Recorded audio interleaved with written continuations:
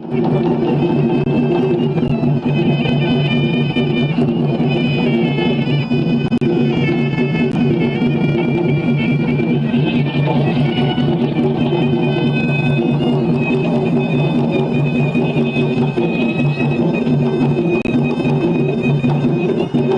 gini, ini kalau rumus enam,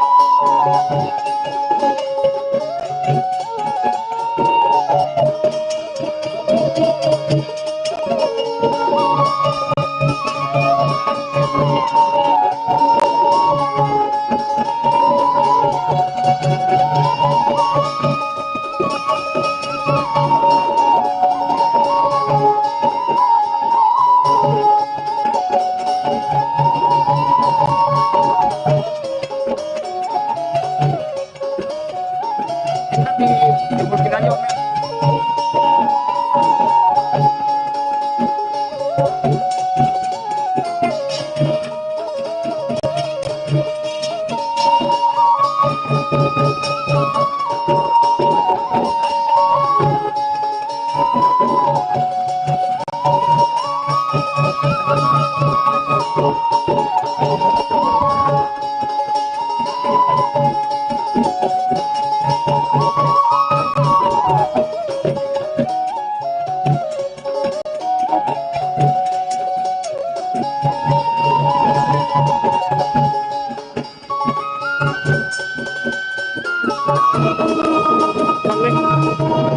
Suaranya bagus, sebentar. Suaranya bagus nih. Dia pakai headphone. Bagus.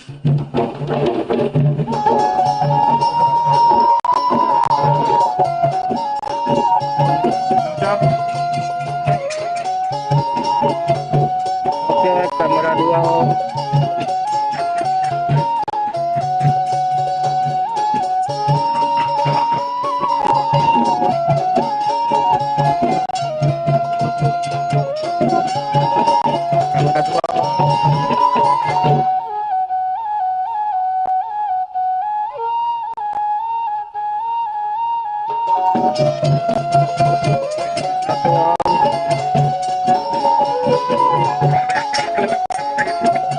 Perbaiki dulu situ ke depan ya.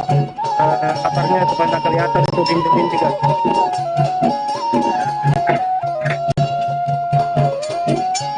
Oke Kang, masih tutup sedikit kan.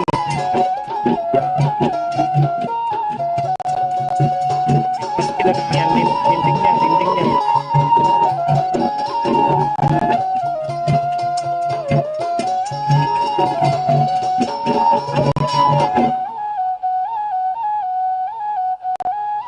Ada nih. Kita kirim video tuh. Dapat kelihatan. Pasti dindingnya. Dindingnya kecil pasti jangan kelihatan.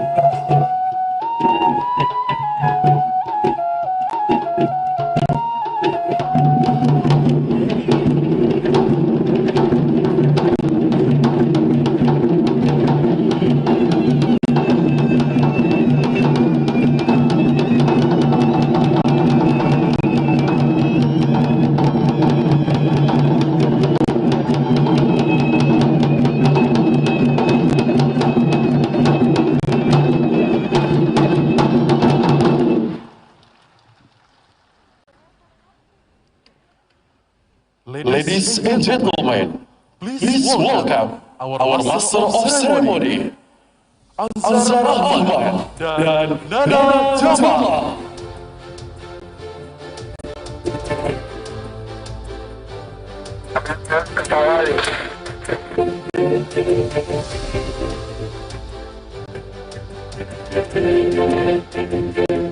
Assalamualaikum warahmatullahi wabarakatuh. Selamat pagi. Salam sejahtera untuk kita semua. Salam Om Swastiastu. Namo Buddhaya, salam kebajikan. Yang terhormat Wali Kota Makassar, Bapak Haji Muhammad Radan Pomanto. Yang kami hormati Kepala Perwakilan Bank Indonesia Provinsi Sulawesi Selatan, Bapak Kausa Iman Karada. Yang kami hormati Ketua APEXI 2022 atau yang mewakili. Yang kami hormati Wali Kota dan Wakil Wali Kota anggota APEXI se-Indonesia. Yang kami hormati para Bupati Sulawesi. Yang kami hormati Konsulat Jenderal Negara Sahabat. Dan para Bapak Ibu hadirin sekalian, kami ucapkan selamat datang dalam acara Makassar Investment Forum 2022. Mari kita berikan tepuk tangan yang meriah untuknya pada acara kita pagi hari ini yang luar biasa, karena tentunya Bapak Ibu sekalian kita ketahui bersama bahwa Makassar Investment Forum 2020 itu merupakan inisiatif pemerintah Kota Makassar dan didukung oleh Economic Diplomatic Cooperation Forum Berujung untuk menyelenggarakan forum investasi nasional dengan menekankan pada sektor infrastruktur dan maritim yang dilaksanakan pada tanggal 8 hingga 9 November 2022 bertempat di Hotel Four Points by Sheraton Makassar. MIICon 2022 is the only penetrating business and investment event held by the city government of Makassar that brings together all the areas of investment across Indonesia. Yes, co-located with the National Technical Working Meeting of the Indonesia City Administration Association, this will be covered on high profile investment on infrastructure and maritime sectors, while also featuring other various sectors from 98 cities across Indonesia, 70 regencies, and also 6 provinces across Sulawesi. Baik, Bapak Ibu sekalian, tentunya untuk memulai seluruh rangkaian acara kita pada pagi hari ini, mari bersama-sama kita menyanyikan lagu kebangsaan Indonesia Raya. Hadirin dimohon berdiri.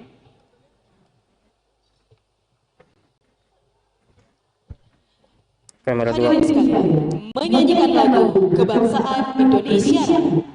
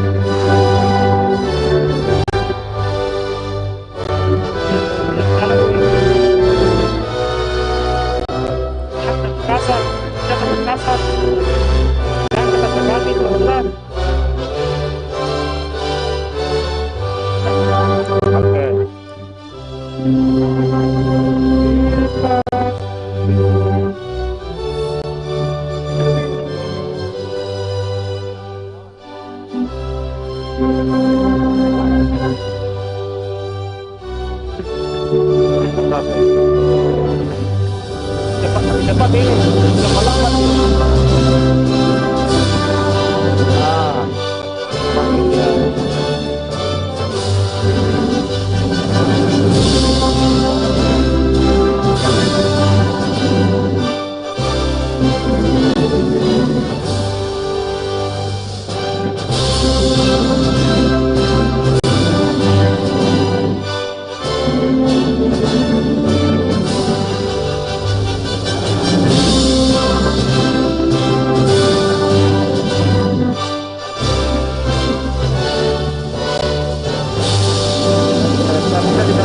satu.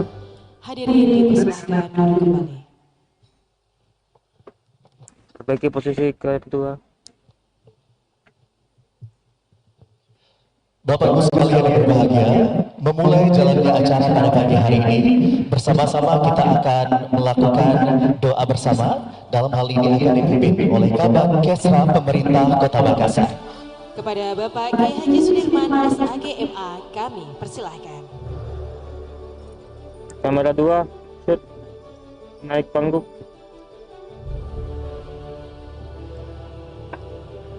Saya ganti ke topik 1.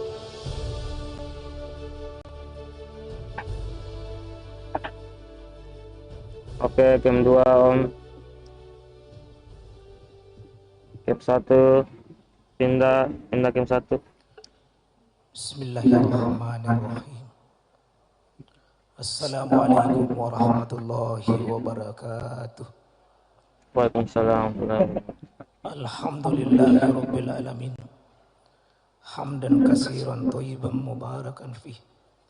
Kama yuhibbu rabbuna walakal hamd. Wahai Allah, Tuhanku, Kira Kabag Kesra tuh, Jing. sebagai umat yang berketuhanan yang yakin pada Engkau, pada kekuasaan-Mu ya Allah, kami semua yang hadir ruangan yang mulia ini, ruangan yang terhormat ini, adalah kami sadar bahwa kami semua adalah hamba-hamba-Mu, punya keyakinan dengan seyakin-yakin bahwa Engkau benar, janji-Mu benar, surga-Mu benar, kehidupan sesudah kematian ini adalah benar.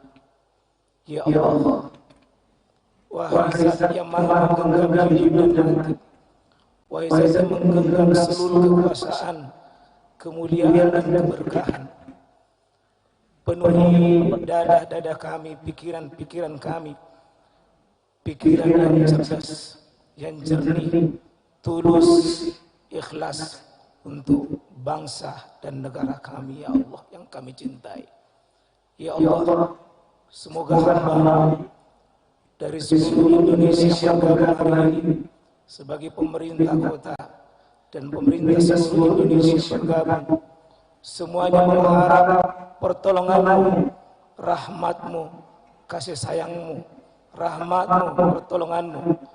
Beri kami solusi yang terbaik untuk bangsa kami, terutama daerah-daerah kami di seluruh Indonesia. Semoga ya Allah, Kau berikan pikiran yang cerdas, solusi yang benar dari seluruh permasalahan bangsa ini. Semoga Engkau tanamkan dan ajarkan kepada kami ya Allah. Semoga isu-isu nasional yang berkembang bisa bermanfaat untuk daerah-daerah di seluruh Indonesia. Ya Arhamar Rahimin, Engkau Maha Kasih, Engkau Maha Sayang. Engkau memberi kepada siapa Engkau ingin beri, dan Engkau mencabut siapa Engkau ingin cabut. Ya Arhamar Rahimin, wahai Zat, di tangan-Mu lah semua kebaikan, di tangan-Mu segala keberkahan.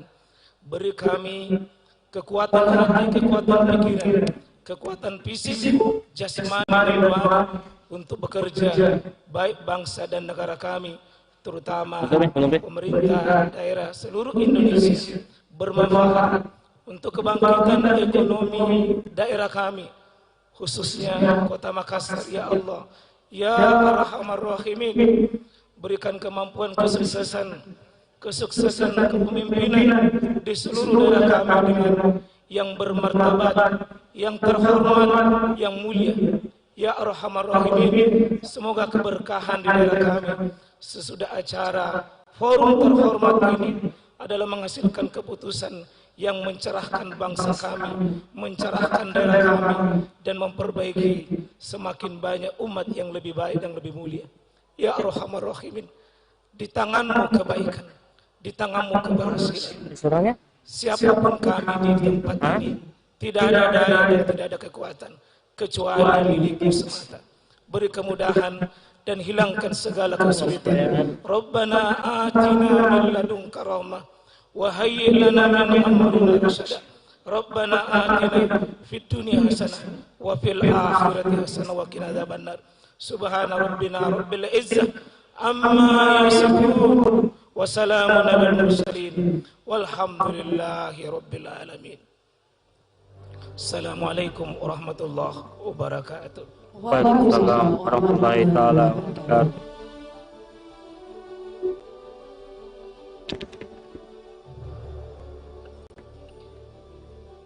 Kami ucapkan terima kasih kepada Kabak Kesra, pemerintah Kota Makassar yang telah memimpin jalannya pembacaan doa.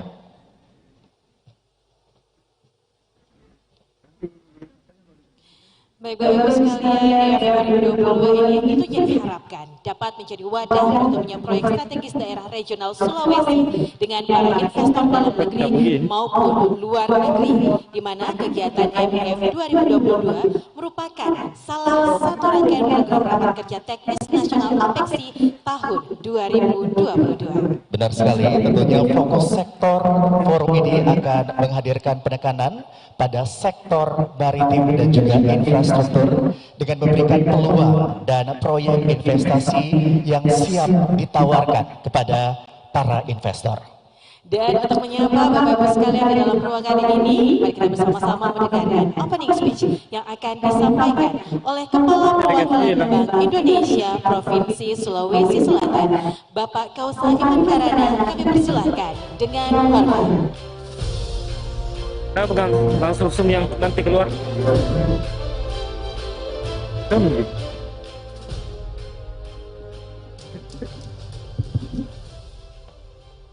Bismillahirrahmanirrahim. Assalamualaikum warahmatullahi wabarakatuh. Selamat pagi, salam sejahtera semua.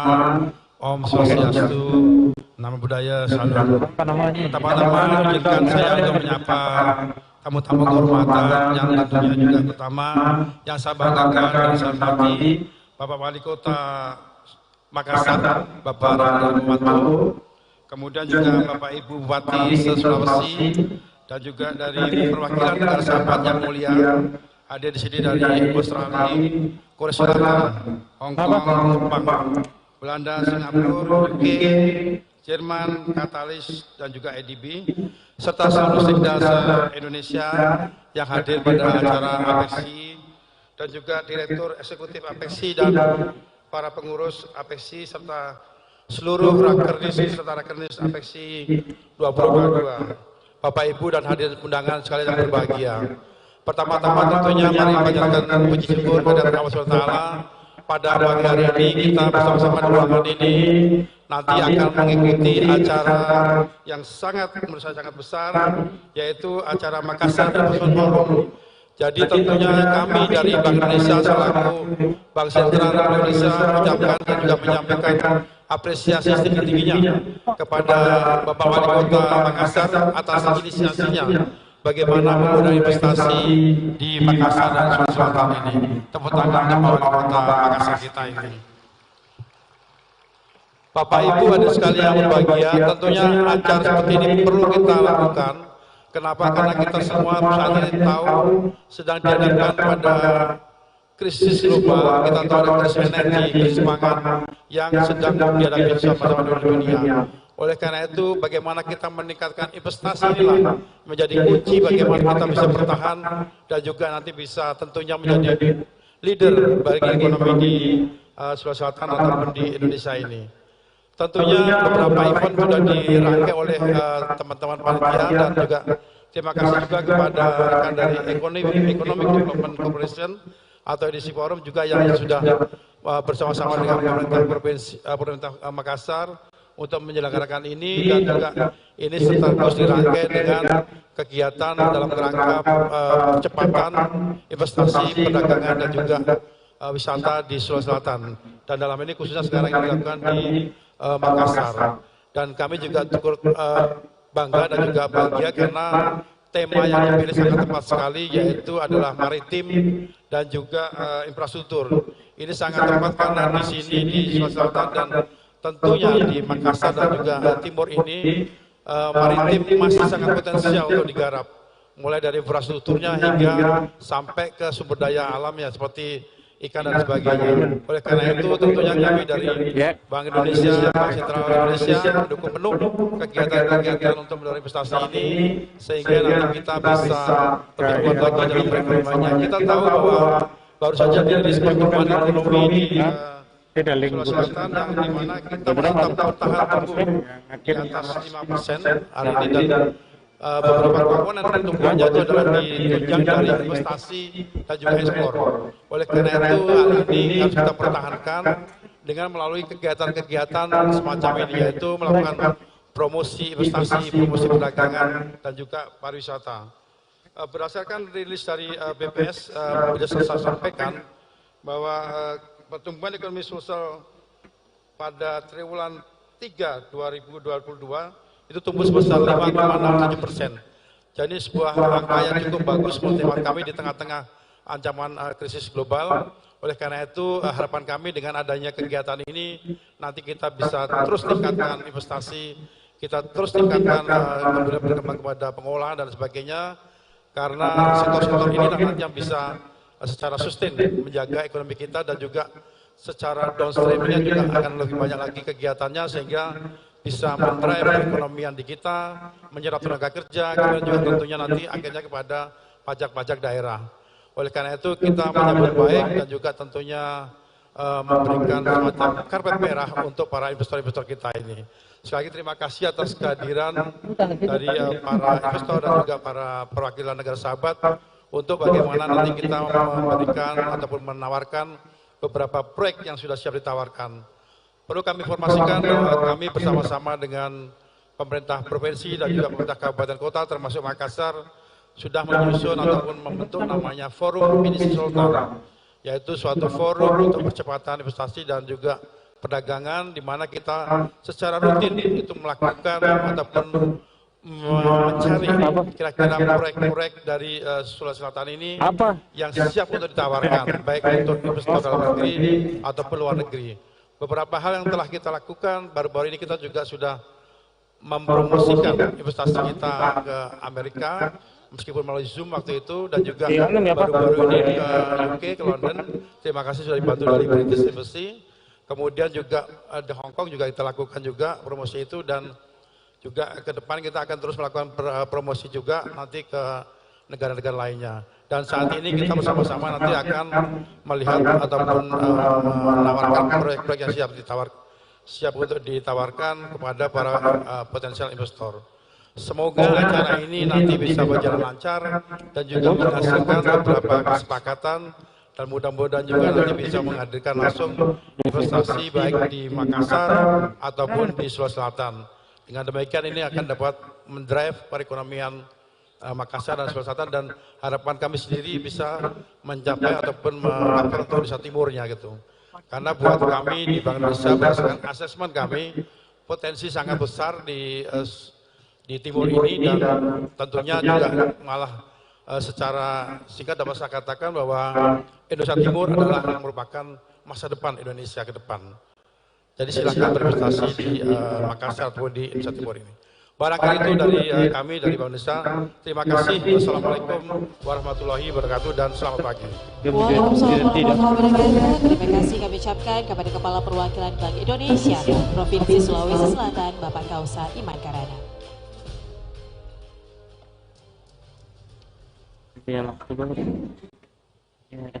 Bapak Ibu sekalian berbahagia, selanjutnya kita akan menyaksikan sambutan sekaligus membuka acara secara resmi oleh Wali Kota Makassar.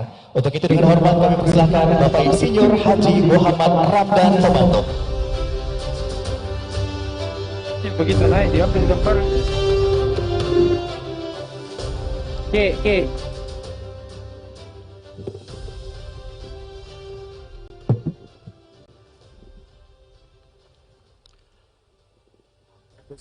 Assalamualaikum warahmatullahi wabarakatuh. Good morning, prosperity for all of us. Om Swastiastu, Namo Buddhaya, Salam Kebajikan. The Honorable Minister of Investment, Head of BKPM, Bapak Bahlil Lahadalia, or the representing official, Governor of South Sulawesi, or the representing official, head of Apexi community, or the representing official, Bocor bagaimana? countries representative, Gimana ini? cities and Sulawesi province or regencies, and all participants here. I would like to say thank you for coming to attend the Makassar Investment Forum together with the 64 city governments in Indonesia. Ladies and gentlemen, today, in the second day of the Apexi National Technical Meetings, and for the first time, we carry out an international investment forum as part of the Apexi event. This Makassar Investment Forum seeks to increase local and regional competitiveness, improve investment flow through domestic and foreign direct investment. Considering that the need for the investment booster and expansions in increasing in the city and regencies, especially in infrastructural and maritime sector. Therefore, we take the initiative to invite 6 countries representative: Australia, UK, Singapore, South Korea, Germany, Netherlands, Hong Kong, and Japan to meet our cities and Regency College. These country representatives are bridging potential investor for us. However, we must remember keys to support investment include quality infrastructures, human capital quality, supportive regulatory framework, stable macroeconomy environment, healthy businesses environment is the key to get investor interest. Ladies and gentlemen, in order to accelerate local and regional development, in order to recover from the pandemic faster and improve the economy, we should reduce our dependency on the national funding. We need to be independent in terms of the project funding. More export are required. More investments are needed. Makassar situation is recovering, not fast but steady. Before the pandemic, the economic growth in the city show positive performance. Now the progress is 4.47% economic growth, and then Makassar has 4.8 inflation rate. I think lower than 5. Our economic growth is more than 8% per year. Before the pandemic, we have the economic growth 8.79%, very high. And I think this is the highest in the world.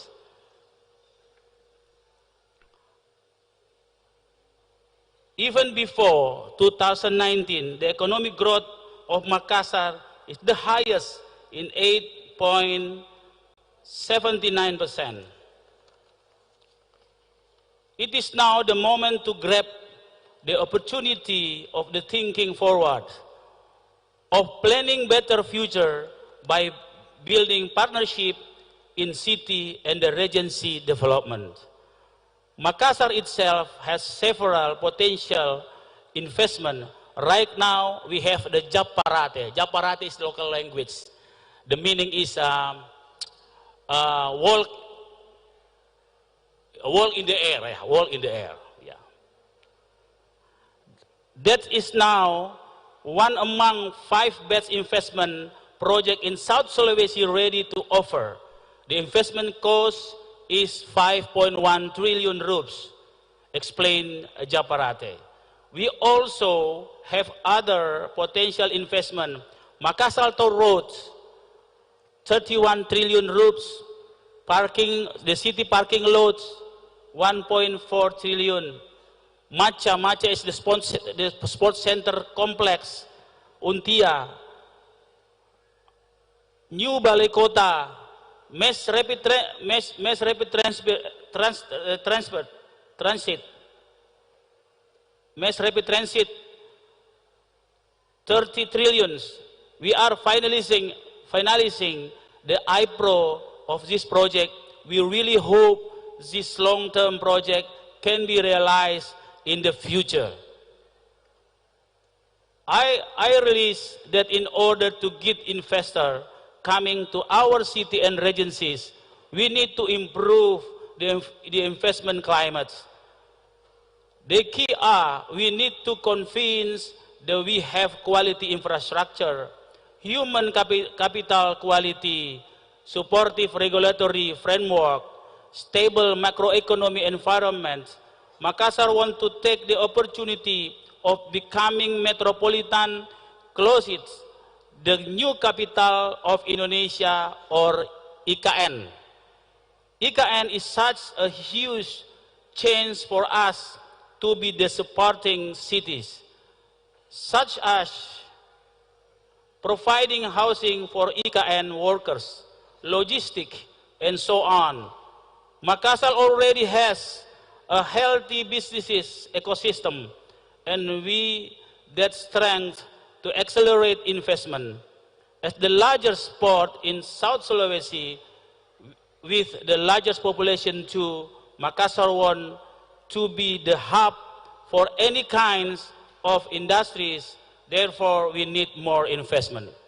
Ladies and gentlemen, please take this event an opportunity to approach country representatives and investors who are present today. Ask as many questions and many for us to take plenty of information to improve our investment profile. Our IPRO and for the technical agency, especially Dinas Penanaman Modal dan PTSP and relate agencies. Please use tomorrow, the second day of Makassar investment, to improve our all capacity in the public-private partnership and how to prepare investment project ready to offer. Ladies and gentlemen, that is the end of my speech. I hope Makassar Investment Forum can be part of the PNC Sultan ecosystem. The investment from already initiated by South Sulawesi Province and the part of national investment ecosystem and list in BPKM. I hope you enjoy your stay in Makassar. We have the tagline about the investment in Makassar. Every day is your best time, every place is your best investment. Thank you very much. Kami mohon kesediaannya Pak Wali untuk dapat langsung membuka acara ini secara resmi. Dengan mengucapkan Bismillahirrahmanirrahim atas ridho Allah Subhanahu wa Ta'ala dan disaksikan oleh 64 kota seluruh Indonesia, dan tentunya dengan tamu-tamu terhormat kita, sahabat-sahabat kita dari berbagai negara yang hadir dipersatukan dengan sebuah forum yang berbentuk sentrum ini. Ini adalah sebuah the collaboration of spirit of collaboration. Ini adalah sebuah semangat untuk bersatu menghadapi dunia yang tidak baik-baik saja, atau dunia yang makin hari makin berat. Untuk itu, izinkan saya dengan mengucapkan Bismillahirrahmanirrahim, Makassar Investment Forum saya buka dengan resmi. Luar biasa, dan itu dia, kami mohon kesediaannya untuk tetap berada di tempat dan berfoto bersama. Mohon izin Pak Wali, dan dengan ini kami mengundang seluruh wali kota dan wakil wali kota anggota Apexi se-Indonesia untuk turut berfoto bersama. Kami persilakan untuk bisa bergabung bersama kami di tengah-tengah hall, tentunya untuk melakukan sesi foto bersama. Kami juga turut mengundang Kepala Perwakilan Bank Indonesia Provinsi Sulawesi Selatan, Bapak Kausa Iman Karana. We would like to invite all the candidates from the first row to join us to have a photo session.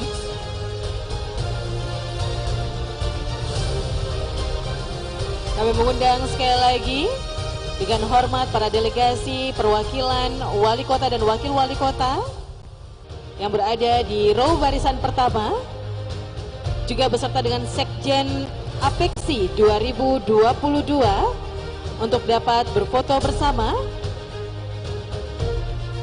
di area tengah hall, tentunya dalam rangka pembukaan Makassar Investment Forum 2022, Driving the Infrastructure and Maritime Investment Opportunities in Sulawesi.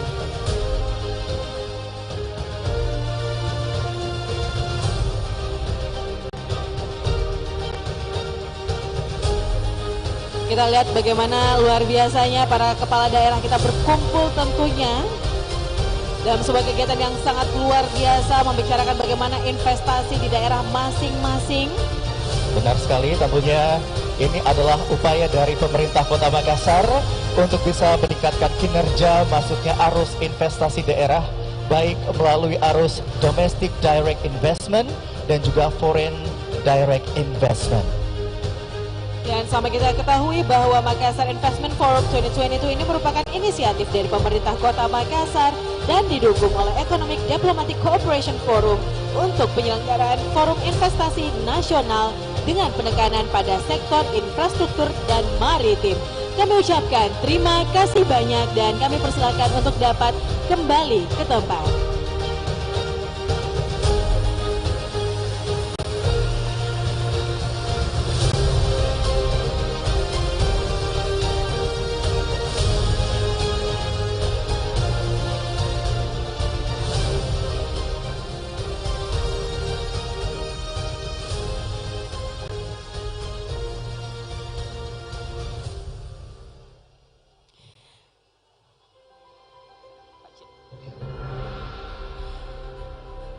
Baik Bapak Ibu sekalian, telah bersama-sama kita ikuti opening ceremony dari Makassar Investment Forum 2022. Benar sekali, tentunya dengan pembukaan tadi, upaya pemerintah Kota Makassar untuk bisa meningkatkan kinerja masuknya arus investasi daerah, baik melalui arus DDI dan juga FDI bisa terpenuhi.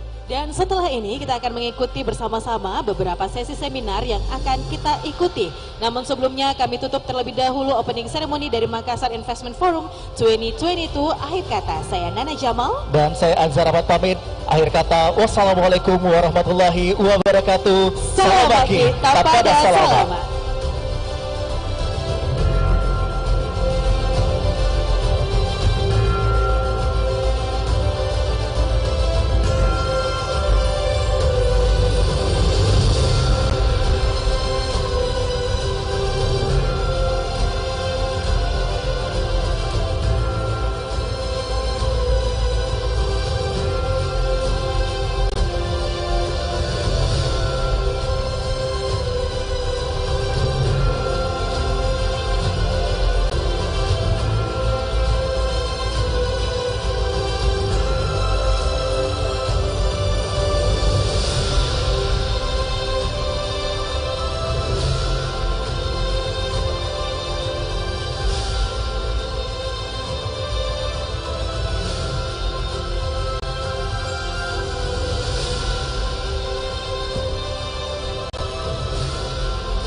Bapak Ibu sekalian yang berbahagia, selanjutnya kita akan masuk ke sesi seminar yang pertama dengan tema Boosting Maritime Industry in Sulawesi.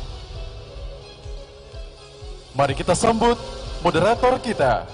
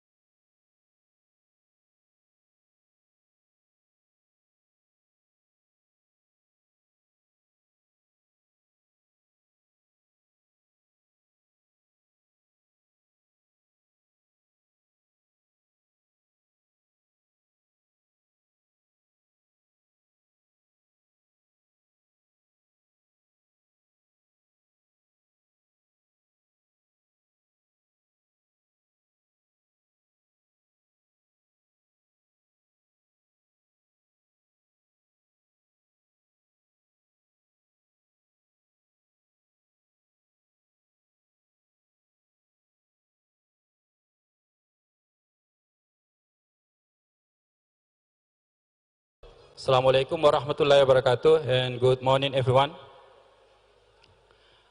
Thank you very much for joining us today. So my name is Faisal Mahmudin. I am the head of the Department of Marine Engineering, Engineering Faculty, Hasanuddin University, Unhas. So today is a very honor to me to be able to chair this session. So based on the agenda and actually the plan, so we have actually also very honored to have many leaders from Indonesian city government, and also I still can see some representative from the several consulate of the foreign countries, and also we also have many leaders from the business company, private and also state-owned company, BUMN. So of course, by attending this conference, we expect that this will be a beginning. The city leader and also the leader of the company could engage and build the collaboration, because in this forum we have many investors, many multinational company, international company also. So this is a very golden chance to us to engage and try to build the cooperation in the future, at least to prepare our region or our company to be able or to be ready to get the investment in the future or near futures. So for that purpose, we already have here 3 great speakers. So from 3 countries, I think we should greet them by one by one. The first one is Mr. Mike Neuber. He's from Econit. So welcome, Mr. Neuber, from the German Economic and Culture Center. Yeah. Okay. Yeah. Thank you. Yeah. I'm from Econit, the German Indonesian Chamber of Industry and Commerce, and I'm here to speak about the German maritime industry. Okay, thank you. And the second speaker, actually I still don't get your name card, Mr. Cho Il-hyung. So should I call you Mr. Hyung? Okay. Mr. Cho, okay. So Mr. Cho is from Korea Indonesia Offshore Research Cooperation Center. Welcome, Mr. Cho. Nice to have you here. And the third speaker is Mr. Choi Jun-hyuk. So you say I should call you Mr. Choi. Yeah, welcome also, Mr. Choi. So we also already have 3 keynote speakers for today. But actually there is a kind of request from organizing committee to give a chance to Mr. Jung Sung Kim. So Jung Sung Kim will present very short presentation about KOTRA, about his company, which is called KOTRA. KOTRA is the abbreviation of Korea Trade Investment Promotion Agency. So before we start with the speakers, there is a request for him to give his very short presentation, or maybe 2 or 3 minutes. So please allow me to invite Mr. Jung Sung Kim. Mr. Jung Sung Kim. Oh, okay. Thank you. Okay.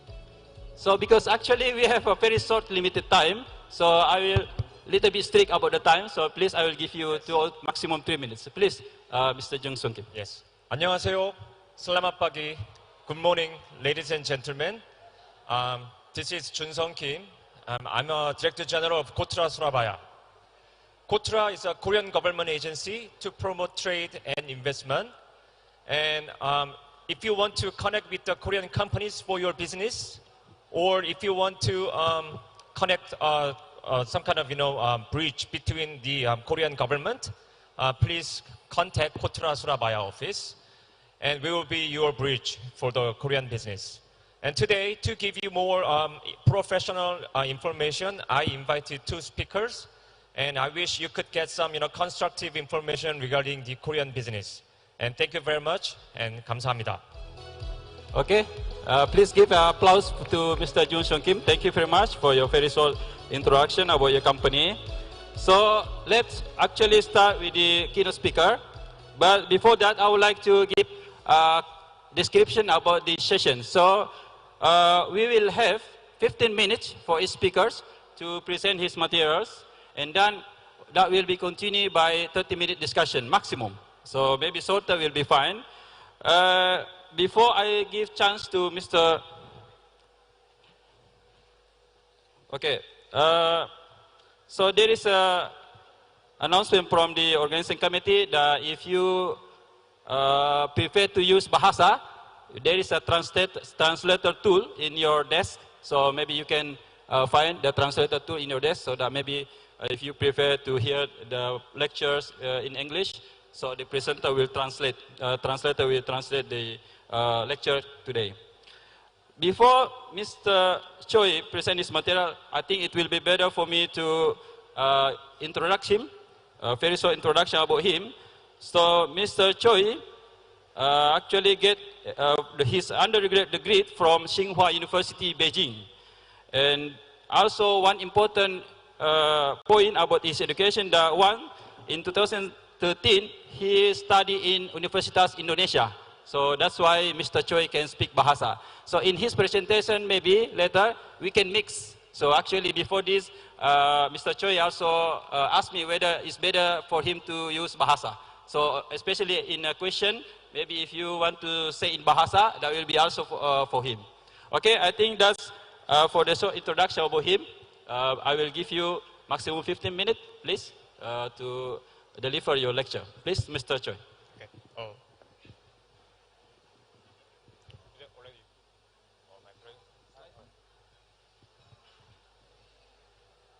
Okay. Okay, thank you very much for inviting Busan Port Authority to this MIF 2022 forum. We are very happy to introduce Korea port industry and Busan Port. Okay, next. Today my content I prepared four. One is about Korea, introduce about Korean port industry, and Busan Port Authority, Busan Port, and my company BPA, and two of our new project, North Port Redevelopment and Overseas Business Project.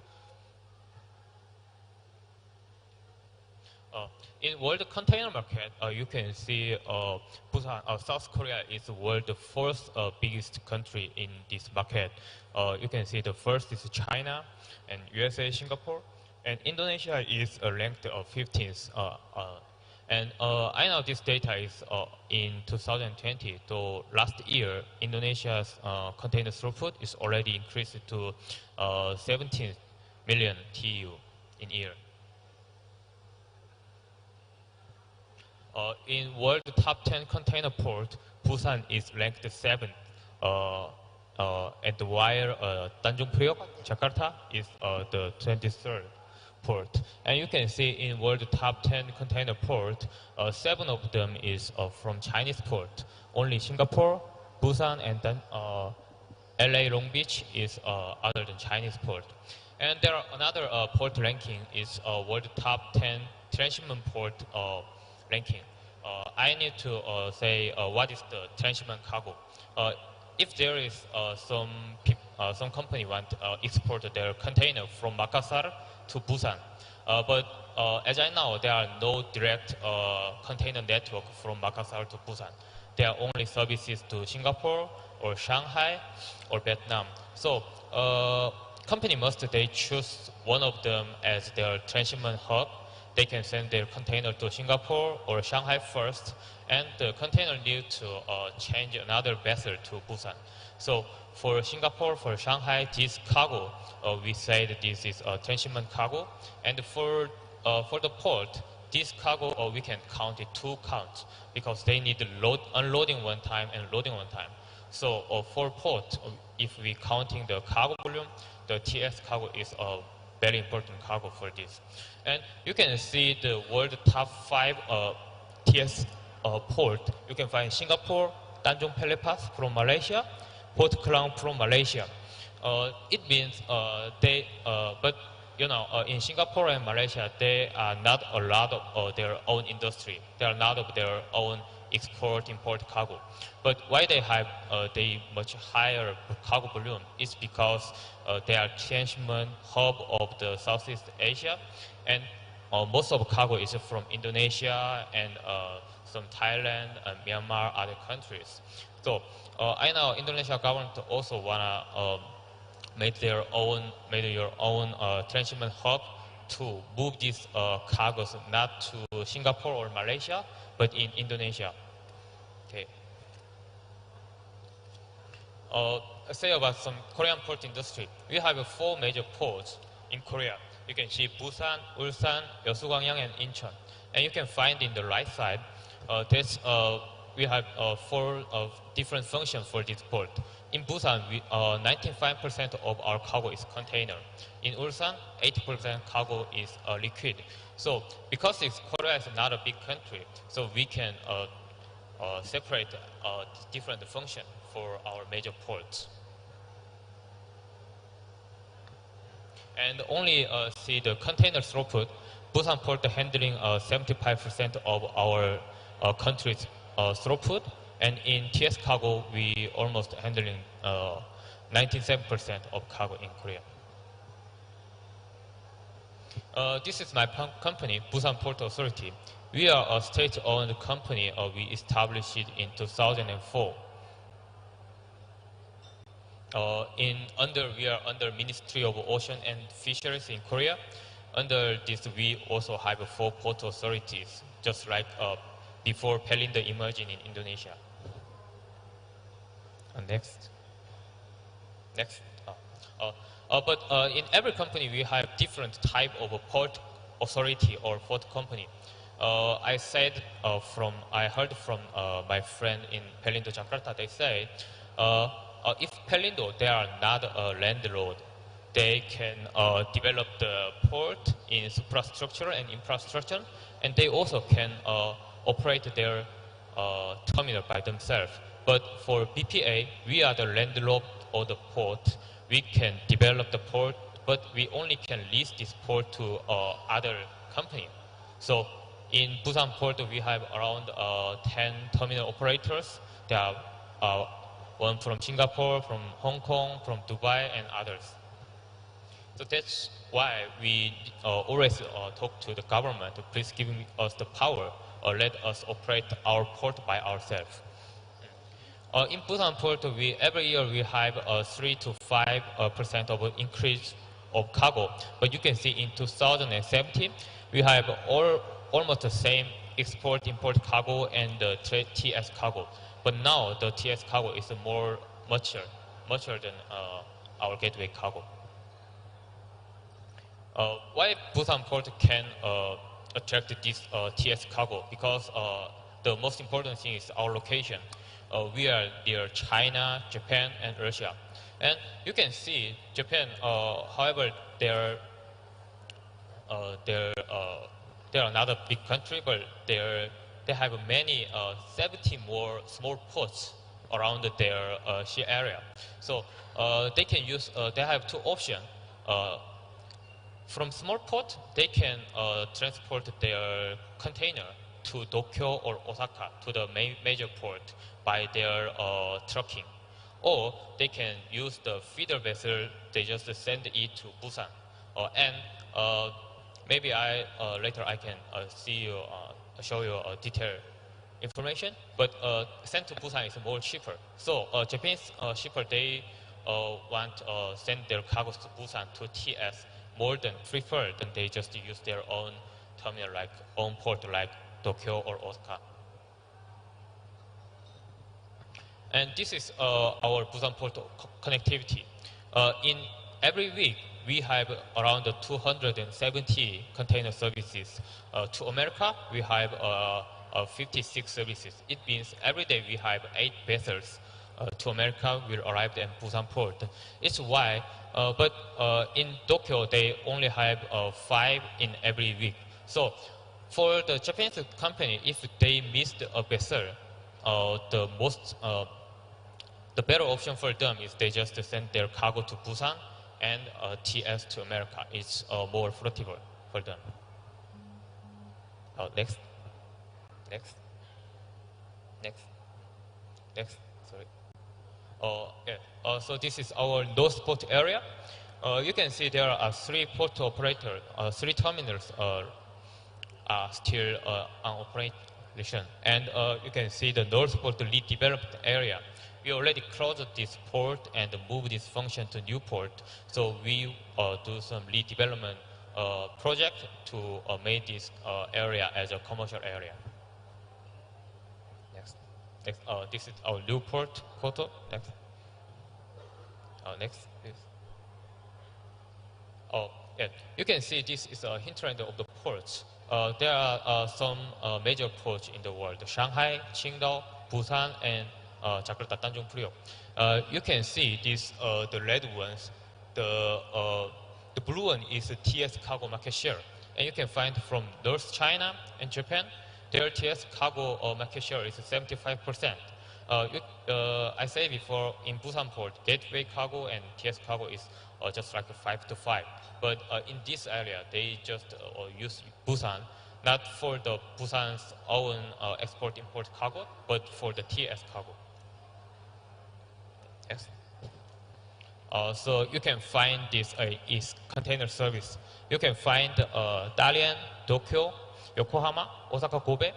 They have very little services to North America, Latin America, and Europe, Africa. So they can only use Busan as their TS hub. But there are semis in case in Southeastern Asia. You can find Tanjung Priok, you can find Tanjung Perak in Surabaya. There are no ocean-going services, so they only can use Singapore or Malaysian port for their TS hub. So I think this is same problem with Makassar too. Before I joined this forum, I asked some of my friends who want to invest in Indonesia or who want to invest in Makassar. I said, how about you invest in Makassar? They just said, oh, that's great. The minimum wage is lower than Java, or the temperature is rise, the very beautiful city. They want to invest in here. But the problem is, if they produce some goods, they want to export this to the other countries. There are no container service. So their logistics cost and the lead time is much higher than Jakarta or Surabaya. So I think I heard that now Makassar new port is started operating. So, but there are only one international services link Makassar to Philippines, Vietnam, and China. So I think you can push some shipping lines, so made some new services to Korea, to Japan. It will be the most important thing for the factories who want to invest in Makassar. Okay, next. Next. That's the main agenda of Busan Port is already done, and this is about our 2 other projects. The one is our North Port Lead Development Project. It's our maybe 5 years ago. It's the photo of the Busan old port. But next, we already closing the.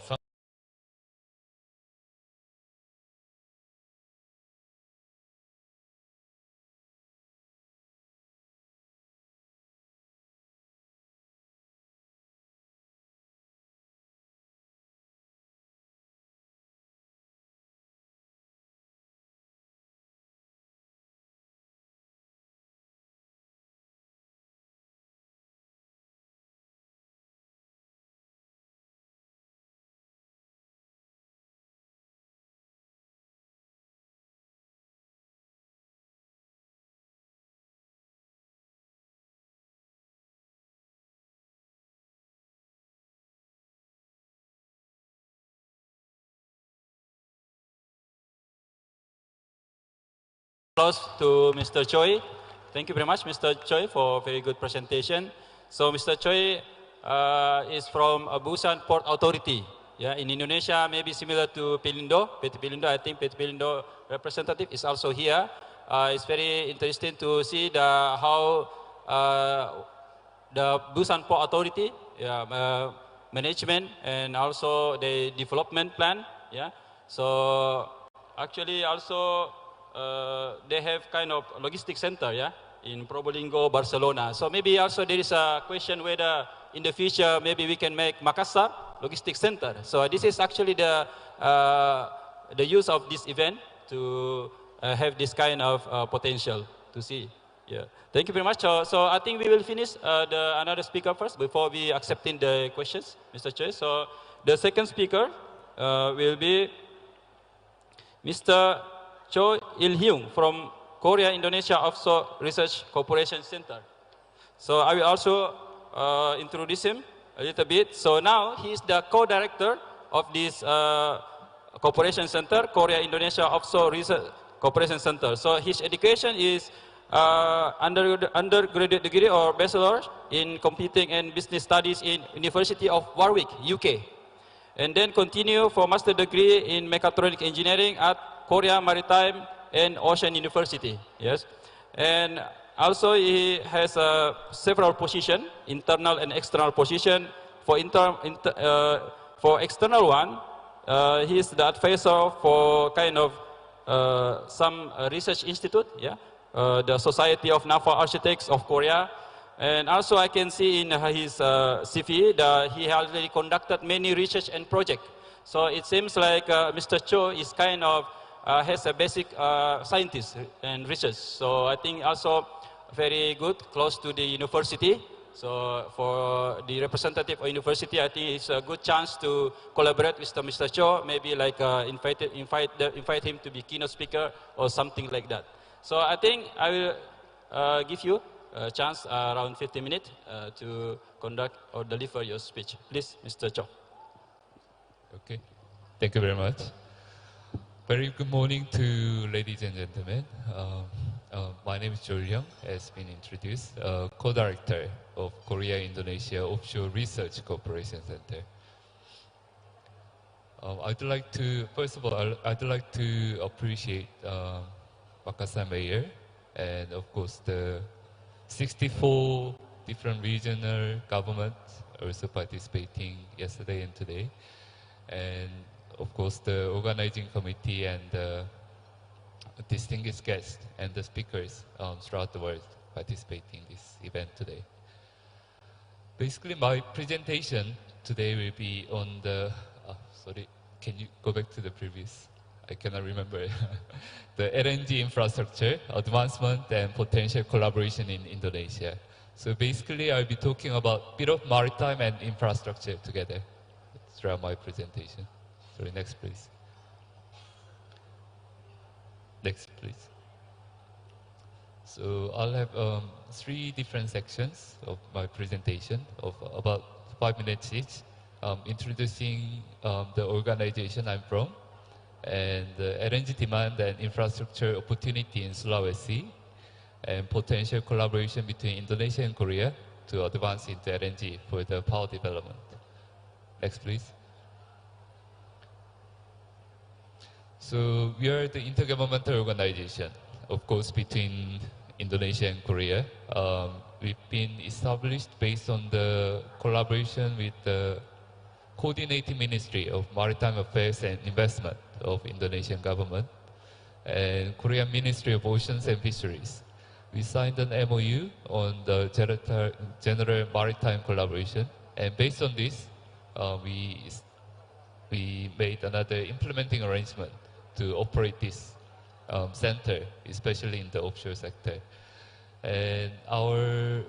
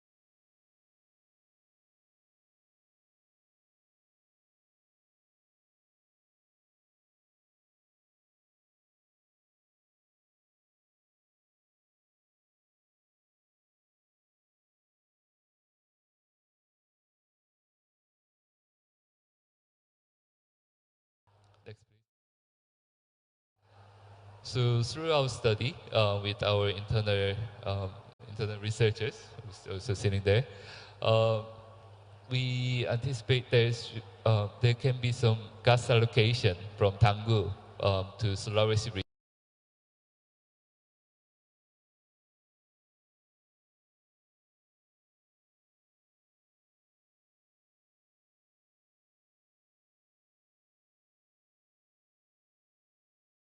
This is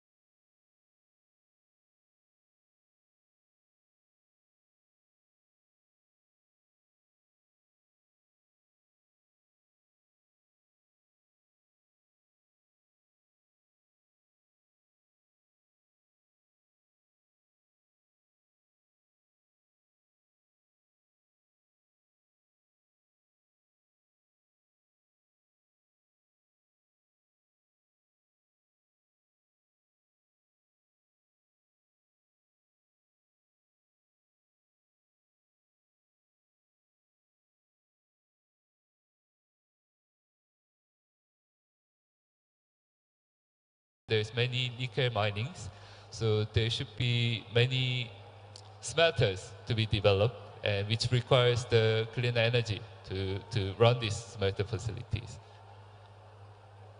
Next, please. So when we talk about the smelters, of course, the LNG can be coming in with the LNG carrier, and then it can be loaded to the LNG tank, and it can be regasified and supplied to the power plants with the dual fuel engine or turbine generator, or some of the gas can be distributed to some of the facilities for the smelter, and of course the electricity can be supplied for operation of these smelters. Next, please. So when we look at different plants under Makassar or this Sulawesi region, there's many economic zones and industrial parks is about to be developed, and we are expecting that there can be many demand for developing those economic zone or the industrial park, especially with the smelters. The LNG can play an important role to operate these facilities. Next, please. Okay. Next, please. And of course, when we're talking about the fisheries, there's many fisheries in this region as well. When we're talking about the tons and the values, the numbers are very huge. And there's many famous fishery sources like udang or grouper, which can be also sold to another country like China, Korea, Japan, or Hong Kong even. So when we're talking about the collaboration, when we're talking about this issue with the KKP, the Maritime Ministry, they also keep telling us about the urgency of having the cold storage in these different regions in the remote areas. Next, please. So this LNG can be used as a cold storage as well. So usually this cold energy, since the LNG is minus 160 degrees, this cold energy, when it's getting to be regasified, is mostly wasted. And nowadays in Korea, we are installing different facilities to utilize this cold energy. And when we have a loop with when we do the regasification with the heat exchanger, this cold energy can be used as a cold storage or something like ice factory. It can be reutilized as well. Next, please. So this is the some of the example in Korea utilizing this cold energy with the LNG. Next, please. Okay, so since I have 1 minute, I try to be specific on how we can have a collaboration in this regard. In Korea, there is already different consortiums that we are already talking with. There is a consortium who are willing to invest, and there is a different EPC companies, different technology providers who can complement on these projects.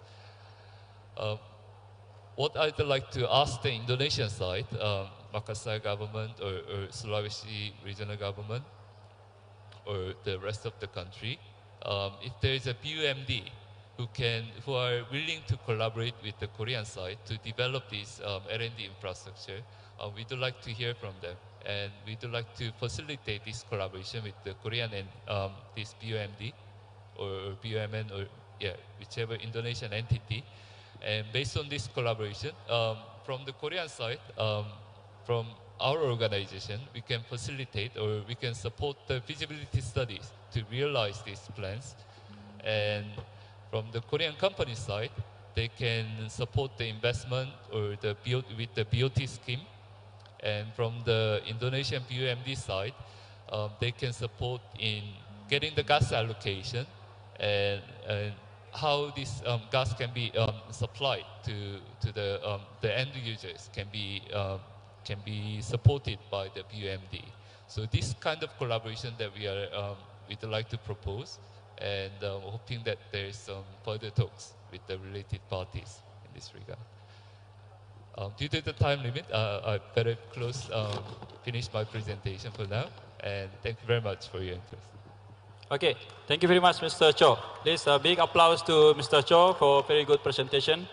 So, Mr. Cho explained about a very interesting topic, which is potential of LNG, or LNG exploration. Actually, his affiliation kind of research center, so mainly about feasibility study and etc. In Indonesia, I think LNG is handled by the PT Pertamina. So I think if there is a representative of PT Pertamina, that will be a very good chance to ask further about this LNG potential, especially because he said that Korea is the third largest importer of LNG. And we have many LNG resources, so that's a very good chance for Indonesia to export LNG to be used in Korea. Okay, maybe we'll move to the next presenter, which is Mr. Mike Neuber from Econit. Econit, he say Econit is not abbreviation, it is a special word. So there is no abbreviation. Maybe he will explain a little bit later. Not also German word, so that's why actually I also a little bit confused, Econit, of the abbreviation of Econit. So a little bit about Mr. Neuber. He has been with the German Indonesian Chamber of Industry and Commerce. In Indonesia, I think we have Kadin. I think it's similar. And also, he is the representative of Econit in East Java, Indonesia, Econit's activity in eastern part of Indonesia. So during his tenure with Econit, Mr. Neuber has worked on several studies about Indonesia's maritime sector for the German industry and participated in the organization of multiple business trips for German maritime industry company. So actually, Mr. Neuber is also very special for us because we are in the eastern part of Indonesia, and Mr. Neuber has a job focused on the eastern part. So I will give chance also to Mr. Mike Neuber to present about 15 minutes. Please start. Yeah, thank you very much. First of all, I would like to thank the mayor of Makassar, the city government of Makassar, and the provincial government of South Sulawesi for the opportunity to speak here in this forum. Selamat pagi semuanya. My name is Mike Neuber. I'm here to speak on behalf of the German Indonesian Chamber of Industry and Commerce, or Econit. Econit is just an artificial word. It doesn't have a particular meaning. I would like to start to give you a little bit of background of the organization. Please, the next slide. Econit acts as a strategic interface between German and Indonesian business. We are part of a worldwide chamber network that stretches over 140 locations in 92 countries. And Econet itself was established in 1970 and nowadays has about 400 members in Indonesia. Next. Our main activity is to support business cooperation and the exploration of investment opportunities in Indonesia.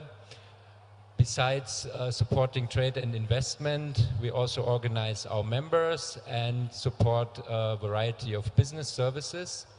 Next. These services include business development, training and education, legal and investment consultation, event management, and Econet also runs a European business center in Jakarta, which acts as a first point of entry for European companies which want to enter the Indonesian market. Next. Our focus in recent years lies on environment topics such as renewable energy, energy efficiency, waste management, and water and wastewater management. So also this year we had projects focusing on decentralized energy supply. We invited some professionals and decision makers from Indonesia to Germany to learn about waste management in Germany. And yeah, we also built a platform, information platform on hydrogen. So this is our focus. Next year, two of our focus topics will be energy efficiency in the industrial sector and energy efficiency in traffic and transport. So next, now I would like to give you a short overview of the German maritime industry and their competence. Yeah, the German maritime industry encompasses the entire value chain of shipbuilding and maritime technology. It is among the leading maritime industries in the world, and especially the supplying industry plays a major role. It exports more than 70% of its production and is the most important supplying industry for the maritime industry in the world. It's also forming the backbone of Europe's infrastructure for ship repair, maintenance, and conversion. And the whole industry is represented by the German Shipbuilding and Ocean Industries Association, VSM. Next. VSM represents more than 2,800 companies and about 200,000 skilled employees. Its members include shipyards, maritime technology and maritime equipment suppliers, as well as research and testing institutes, universities, and design and consultation companies. Next. Despite Germany not having much access to the ocean, actually the maritime industry plays a major role for the German economy. As you can see from these figures, the maritime industry produced a turnover of almost 50 billion euro in 2021 and created added value of almost 12 billion euro. And if we take external effects on investment, consumption, and on other industries into account, the numbers are even more significant, as can be seen from the numbers below. Next. As some of you might know, there has been a major shift in shipbuilding globally. Nowadays, most commercial ship production is happening in Asia, in particular in China, South Korea, and Japan. And other shipbuilding nations have to resort to niche markets. And so does the German maritime industry, the shipbuilding industry. Next. Despite this development, Germany remains the fifth most successful shipbuilding nation in the world. And this could be achieved by specializing on highly demanding and sophisticated projects, in particular on passenger vessels like large cruise ships and also mega yachts. Yeah, these are very complicated, high demanding projects. Next, I think next we can see some pictures of the portfolio of the German maritime industry. I will not go into detail for all these pictures. As you can see, the main focus of the German shipbuilding industry lies on those kind of vessels, passenger vessels, like I already explained, large cruise ships, and so on. Next, another important part of their portfolio is special purpose vessels, and in general we can say all vessels, all ships that have a high level of customization and specialization, they can be and are being built in Germany. Next. Also for the Navy and for the Coast Guard. Next. Cargo vessels can also be built in Germany, but these kind of vessels are nowadays mostly being built in Asia. Offshore products are also important, and they are a market that will be developed more in the future because of offshore and underwater exploration. Yeah. Next. And special purpose maritime constructions like power barges, ship lift and transfer systems, and so on. Next. When it comes to ports, Germany itself has 19 relevant seaports. Hamburg Seaport is the largest of those and is at the same time the third largest in Europe. In general, German ports are well connected with the hinterland and also very well integrated in national and international logistic chains. They are very well known for a high level of professionalism, efficiency, and high level of innovation as well. Next. The whole industry puts a strong emphasis on green technology. Germany is at the forefront of the development of new propulsion systems like dual fuel and LNG, solar and e-technologies, but not just technology, also design in order to reach a higher efficiency. These are all specializations where German companies excel. Next. And as mentioned before, the German supply industry to the shipbuilding sector and in general to the maritime industry is very important. It can be found all over Germany, and it produces mostly for the export, and it's being used by shipbuilders all over the world, products from Germany. They are very well known for their high quality and longevity. And yeah, like I said, due to the high level of export, Germany is the leading maritime equipment supplying nation in the world. Next, please. Yeah, some of you might know that this year Germany and Indonesia celebrate the 70th anniversary of diplomatic relations. The latest expression of those relations was a visit by our president, Frank-Walter Steinmeier, in June this year.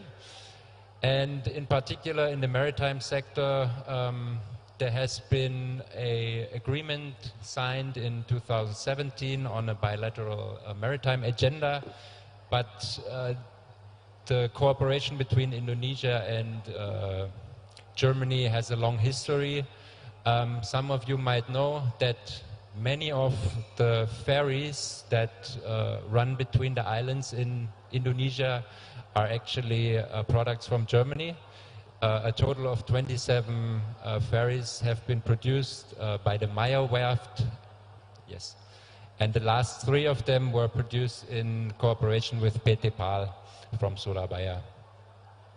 And there has also been visits by high-ranking parliament members to the headquarters of the VSM. Econet itself has organized several business delegations for German companies from the maritime sector in recent years, the latest in 2018. In general, the German maritime industry is very keen in supporting or to support Indonesia in achieving its maritime agenda goals. And next. However, the quality and longevity of German products and services comes at a price. Please, next. So that comes at a price, and shipbuilding, financing, and those kind of projects, the financing is always a challenge. And that's why a number of prominent maritime equipment suppliers from Germany and KfW Apex Bank from Germany have joined forces to create GMEX. GMEX is a platform which enables access to equipment-based long-term project financing and to high-quality German equipment. Next.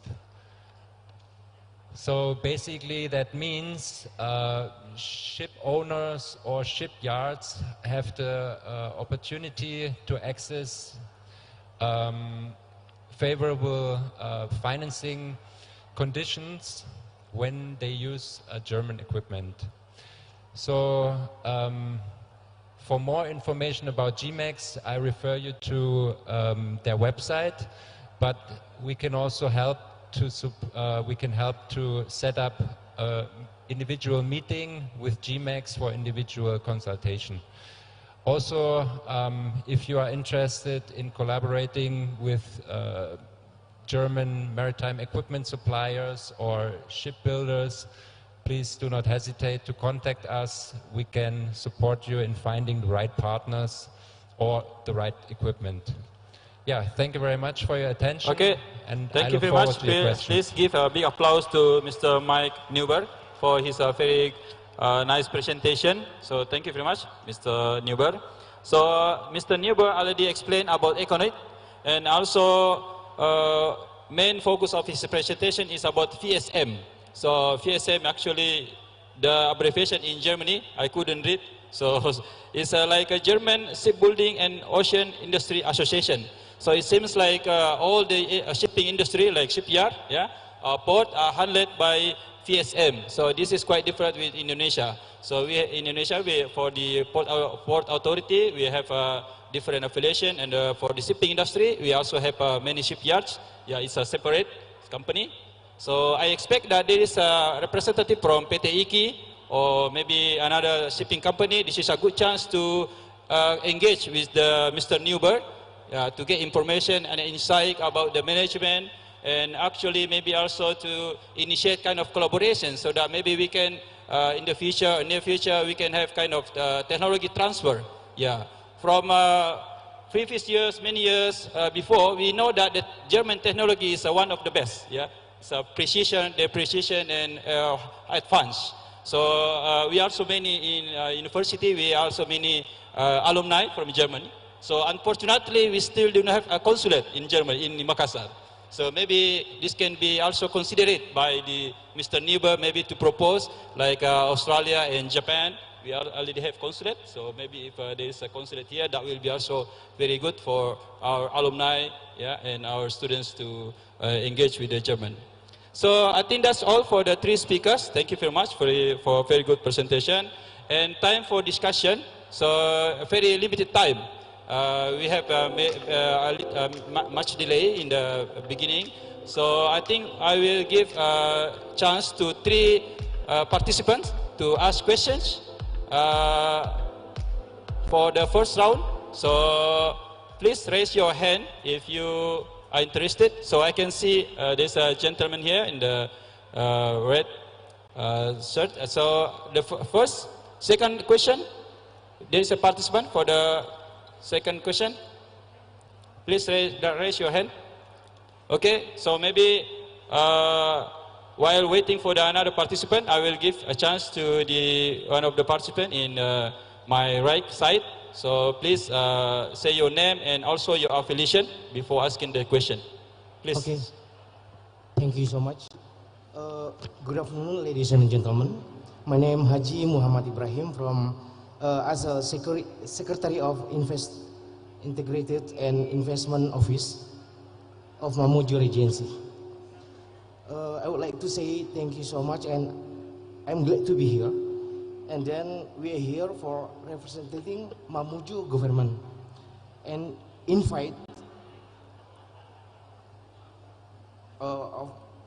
for investor from around the world to find about opportunity investing in Mamuju Regency, West Sulawesi, Indonesia.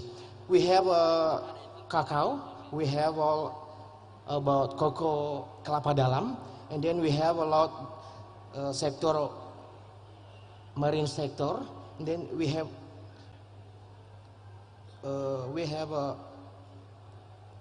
all about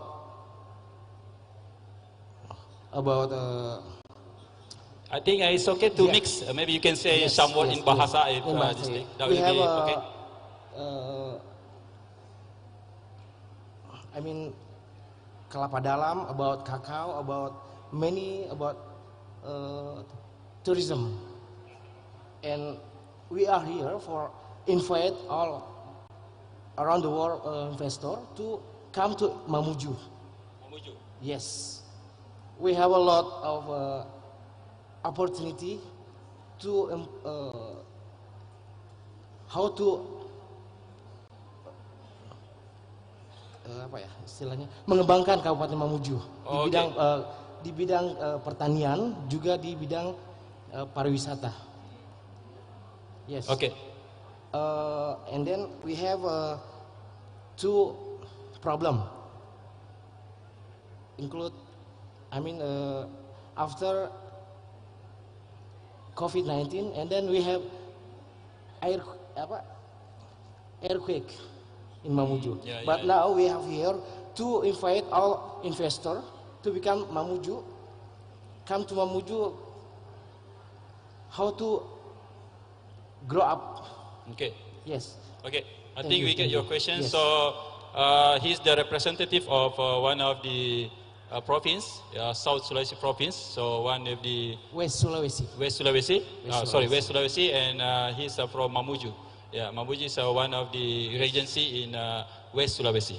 So maybe you have heard several years ago there is earthquake in Mamuju. Yes. So they have problem to develop the tourism and also agriculture. So I think his question is about whether there is a chance or how to get the investor come to Mamuju, what they should prepare, yeah.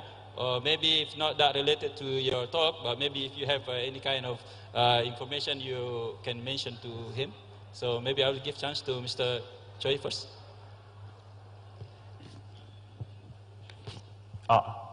Okay, I think because I have many younger friends in Korea, and their trend is they don't want to go to some famous place like Bali, like Lombok. Now there are some of them they want to go to some places they are not so known by the people. So I think maybe you can use some kind of YouTuber.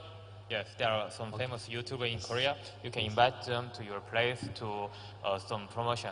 And the other one is you must make some transportation program. Yes. If there is direct flight, it's maybe the better. Yeah. solution. If we want to talk about tourism, we have talk about transportation and accommodation. Now we have a problem about earthquake.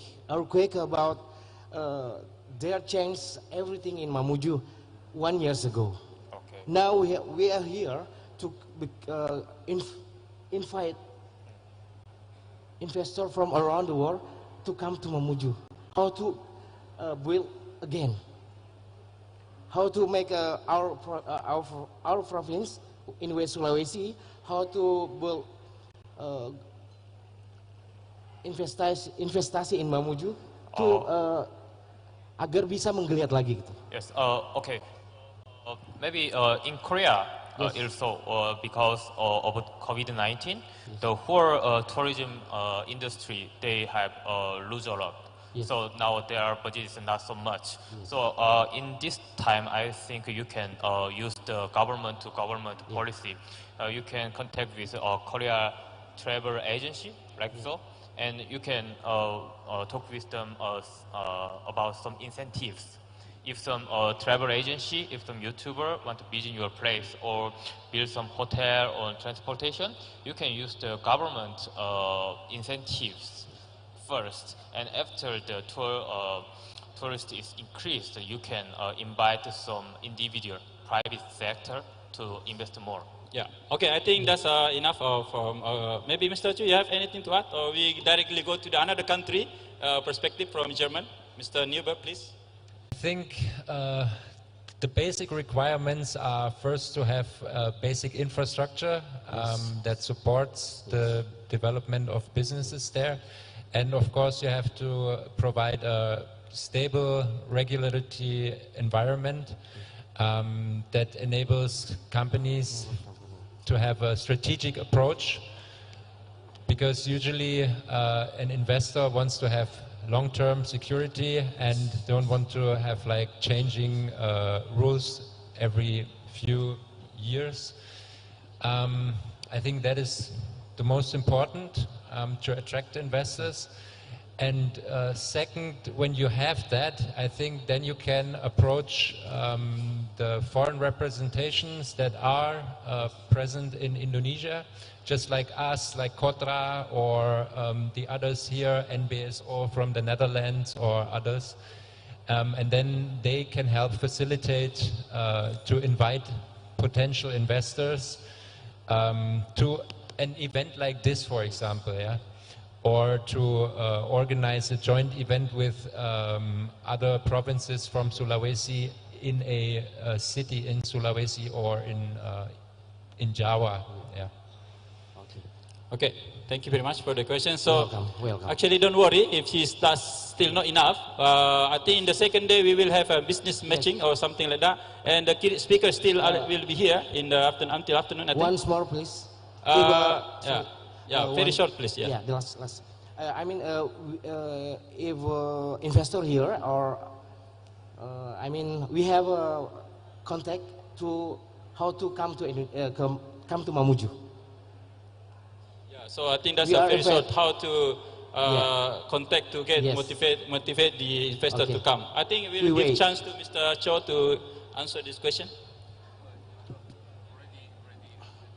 Okay, so yeah, I think we will have another time to ask your, because it's very general, it's a very big question, so very general, need time to explain. Thank you so much. Okay, thank you. So I think I will give chance to the last question, if there is any. Last question, maybe. Oh, okay. So please for the last question. please introduce yourself and your affiliation, please. Committee, please give a mic to the question.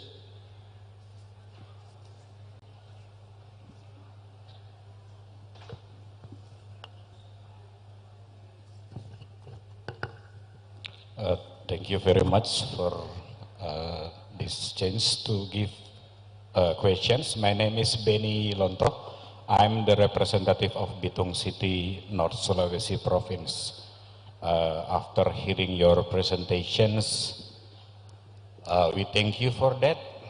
But if you don't mind, it's not only you in front, but other countries also. We in the local government more needs what kind of products that we can send to the countries you need, including all the regulation and the prerequisites to fulfill so we can send products from our region. That's the first. And since we discuss about the maritime and infrastructure in this meeting, of course, related to the infrastructure, we have to deep conversation with the Ministry of Investment related to the permission. But the maritime products, we have many in our regions. The only one we need is what kind of products you need from your countries and the regulations, and we try to fulfill it. Thank you very much. Okay, thank you, Mr. Beni from Bitung City, the representative of Bitung City. So the question is mainly about the product to be exported, especially about maritime product. I know in Bitung they also have CPR, so they also have maritime products there like ship, building ship and other things.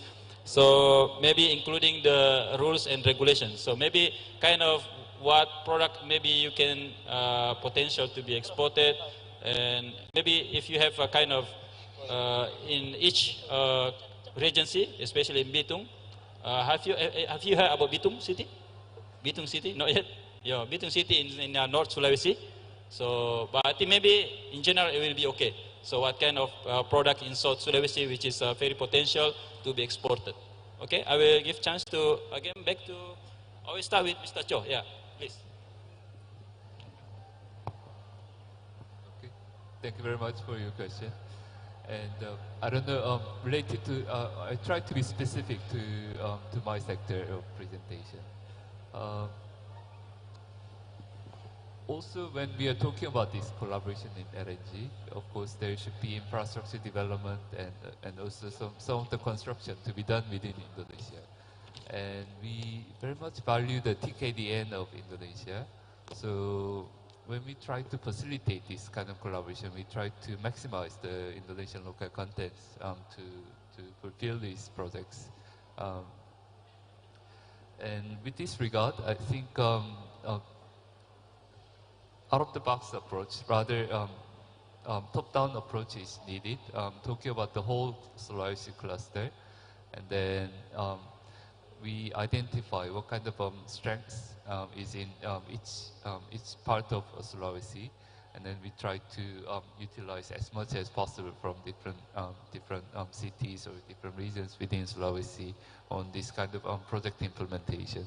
So yeah, with this regard, maybe I cannot specifically to certain equipment or services or certain area, but in general, I think by collaborating and by doing the joint study with the regional government as well as the Sulawesi government or the different smaller regions involved in the study together, we can identify which area that we can support to have a collaboration with the local industry in the Sulawesi region. Thank you. Okay, thank you, Mr. Cho. Maybe last for Mr. Mike or okay. Yeah, thank you very much for this question. It's a bit difficult to answer for me because I'm not aware of what kind of products you produce in Bitung, and I'm also not 100% sure what kind of demand there is in Germany for those kind of products. But I can imagine that you have fisheries products like fish or shrimp or seaweed or some like that, and there will definitely be a demand for that in Europe, in Germany as well, because Germany itself is not an ocean nation. We have to import those kind of products to a large extent, and we do. And in order to be able to export to Germany, one major requirement would be to fulfill the regulations of the EU. Yeah, so if you do that, you have access to the whole European Union. I cannot give you the exact requirements because I'm also not an expert in that field, but that is something where we could perhaps in the future organize an online event where we can invite somebody who can share how to fulfill these requirements, what is needed to be able to export to Europe. We do those kinds of events already in Surabaya and in Jakarta, but usually offline. And in order to reach other provinces, we could organize such an event also online. So this is my answer to this question. I hope it is a good answer to your question. Okay, thank you, Mr. Newbert. Do you have anything to add, or that's enough? Okay, that's enough. So I think they said it's quite difficult to be specific because each agency has its own uniqueness, unique product. So maybe I can suggest that if it's a very good chance to meet them, if you can invite them to your agency, to Bitung, and maybe you can give them like maybe bubur Manado or something, and then when they eat, they say, oh, this is very good, nice, very nice. Or maybe coffee, you ask them, bring them to drink coffee, and they say, oh, this is very good coffee. This will be very demanded in Germany or in Korea. That will be a very good way, a good way to show your products. And in case of technology, maybe you can invite them to see the shipyard, and maybe you can ask what kind of the technology they can contribute, because they have kind of many support, yeah, from the government. I think that's one way. And of course, we still have some question, but I'm sorry because we have very limited time.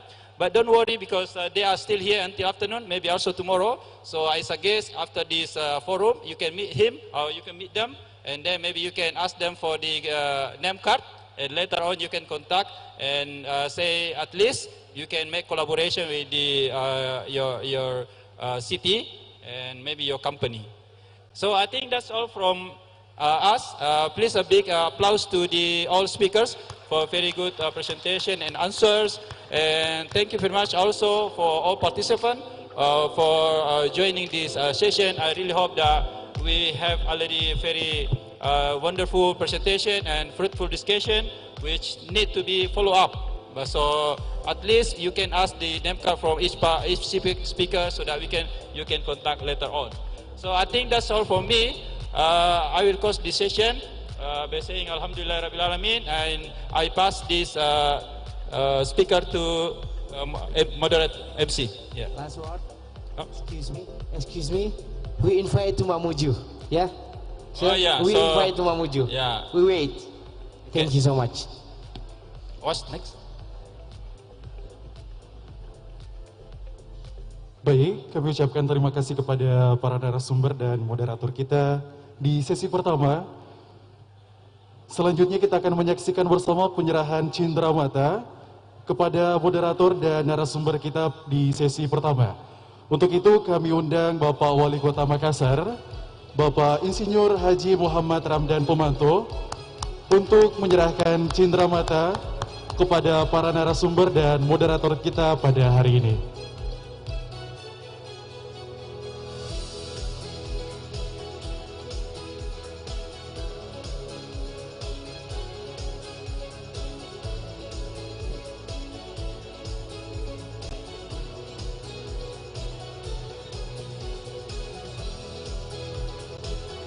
Baik, kita saksikan bersama penyerahan cindera mata oleh Bapak Wali Kota Makassar kepada moderator kita di sesi pertama, dan juga kita menyaksikan penyerahan cindera mata kepada ketiga moderator kita di sesi ketiga, narasumber kita di sesi pertama.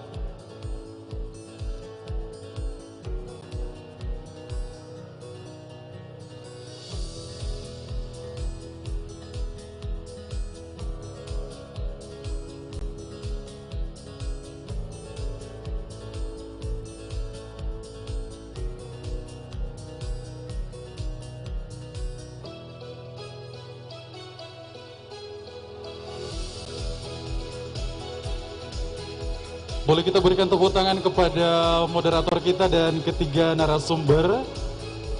Dan akan dilanjutkan dengan foto bersama oleh Bapak Wali Kota Makassar dan moderator bersama dengan ketiga narasumber kita.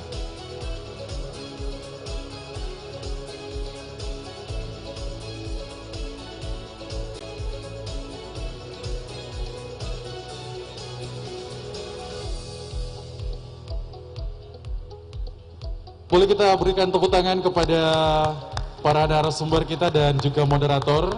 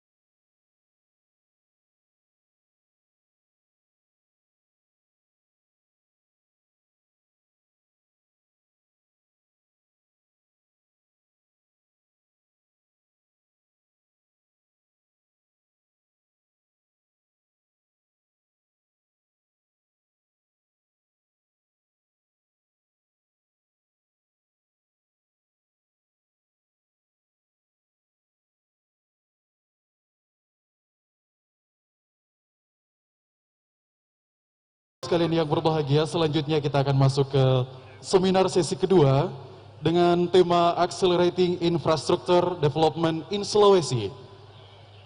Hadirin sekalian, mari kita sambut moderator kita untuk sesi kedua, Mr. Gautama Adi Kusuma PhD from Economic Diplomatic Cooperation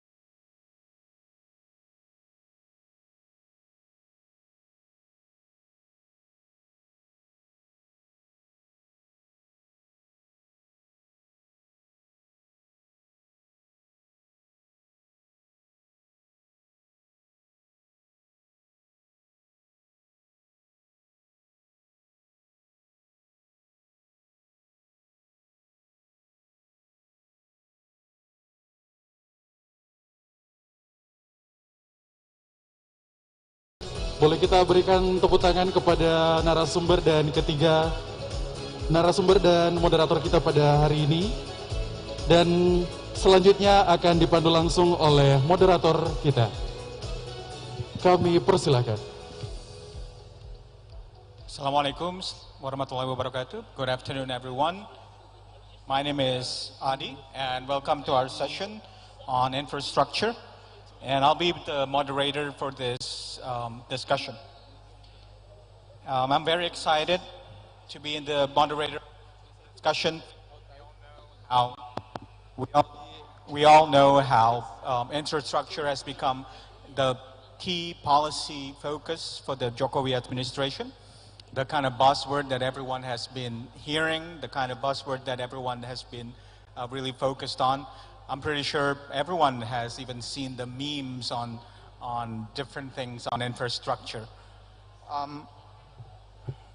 So under this administration, we have seen a marked difference on infrastructure focus, a large increase in spending to develop the infrastructure, ranging from maritime, energy, food sufficiency, or logistical distribution network, or even human capital quality such as health and education related. So I think this steady commitment is also reverberating to different cities and also regencies or kabupaten kota, that their spirit is to try to develop a better infrastructure for the people in their region. So in this case, I appreciate Pak Wali Kota Makassar for paying such a close attention to infrastructure development. He has the vision to understand that the strategic significance and importance of development, infrastructure development would be beneficial to increase economic opportunities and life quality in the region. I also hope that other city governments, regencies would be able to use this opportunity to engage, to have discussions, to learn from other places on lessons that would be very beneficial to the development of infrastructure in their regions. But before we start our discussion, I'd like to introduce our panelists. First is Ibu Bronwyn Robbins. She is the Consulate General of Australia to Indonesia. A small fun fact, or not just a small, Ibu Bronwyn loves Makassar food. She loves pisang ijo, maybe everyone knows pisang ijo here, and she also loves some good Makassar seafood. She enjoys Makassar through its diverse culinary experience. She also enjoys, I get that you also love diving. So Indonesia has, of course, we all know a lot of places that would be very enjoyable for a diver. The next one is Ibu Kate Coville. Kate Coville is of Shire Oak International, and she has years of experience in developing green energy in Indonesia. A small fun fact about her: she just moved to Bali, if I'm not mistaken, and then she also loves diving. So you both have similar, interest in diving, and she commutes. I want to say commute, but she travels from Vietnam, Jakarta, and Bali to do the business of Shire Oak. Thank you for being here. And the last is Pak Sanjay Grover. Pak Sanjay Grover is the Public-Private Partnership Specialist, Office of PPP in EDB. Pak Sanjay Grover is the unit head of the Creating Investable Cities Initiative at the Asian Development Bank, so he really knows what he's talking about when it comes to public-private partnerships. And but small facts about Pak Sanjay, that he says currently there is the World Cup cricket going on in Australia, in which India is actually in the same group as Pakistan, which is going to be a bloodbath there for sure. But we thank you for missing the World Cup cricket to join us and share your experience and knowledge with us. Thank you. Please, the stage is yours, Ibu Konjan. Terima kasih. Pak Wali Kota Makassar sebagai tuan rumah acara ini dan ibu bapak semua yang hadir dalam acara ini. Selamat siang ibu bapak sekalian. Sebuah kehormatan bagi saya untuk berada di sini hari ini di acara Makassar Investment Forum yang penting sekali.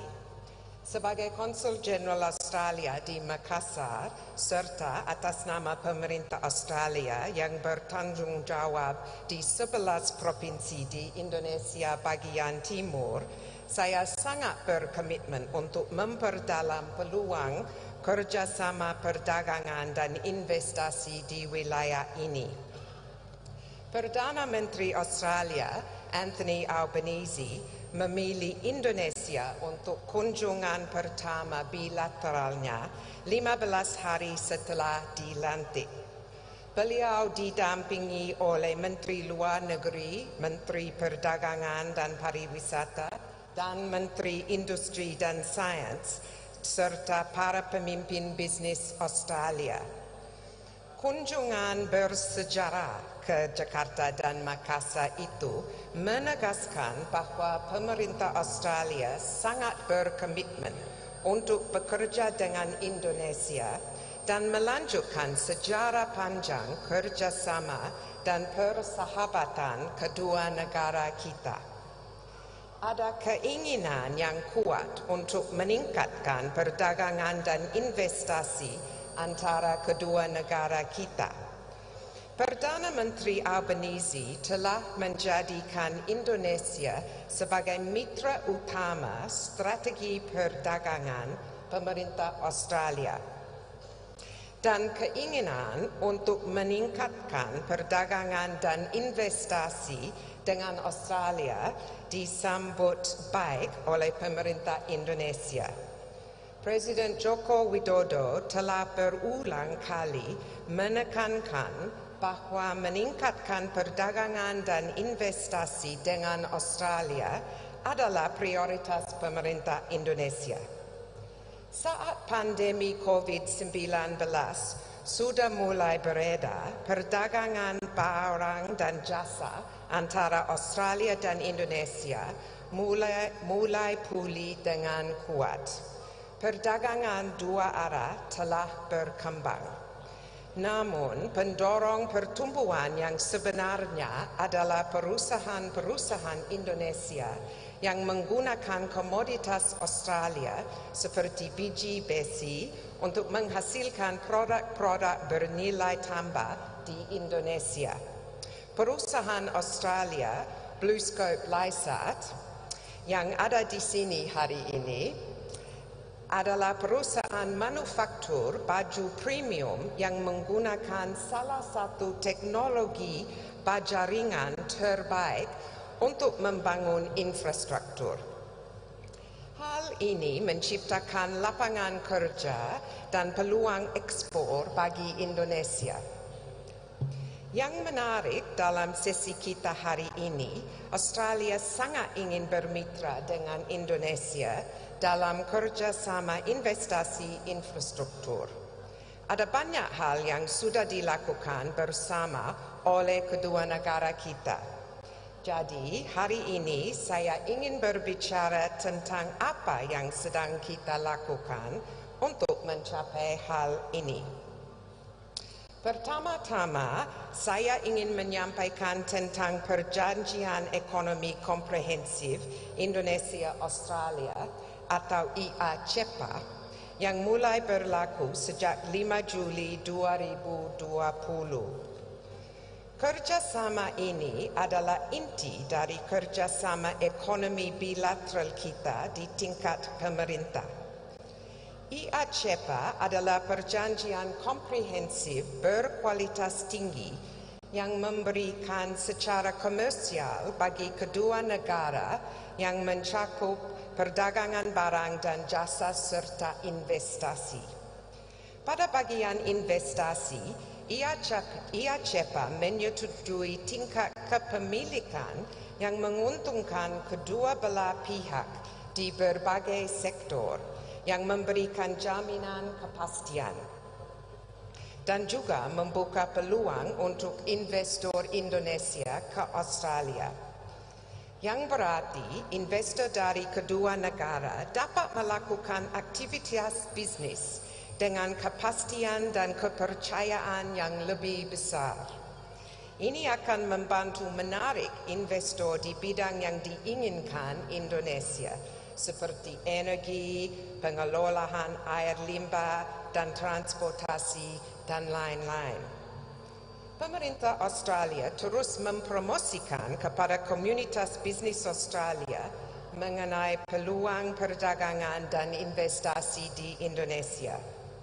Serta Badan Perdagangan dan Investasi Australia atau Austrade yang perwakilannya mengunjungi Makassar baru-baru ini telah melakukan sejumlah pertemuan bisnis dengan berbagai sektor industri. Kami juga telah menerbitkan dokumen yang disebut Blueprint for Trade and Investment atau Cetak Biru Perdagangan dan Investasi yang menjelaskan secara rinci peluang yang ada di Indonesia.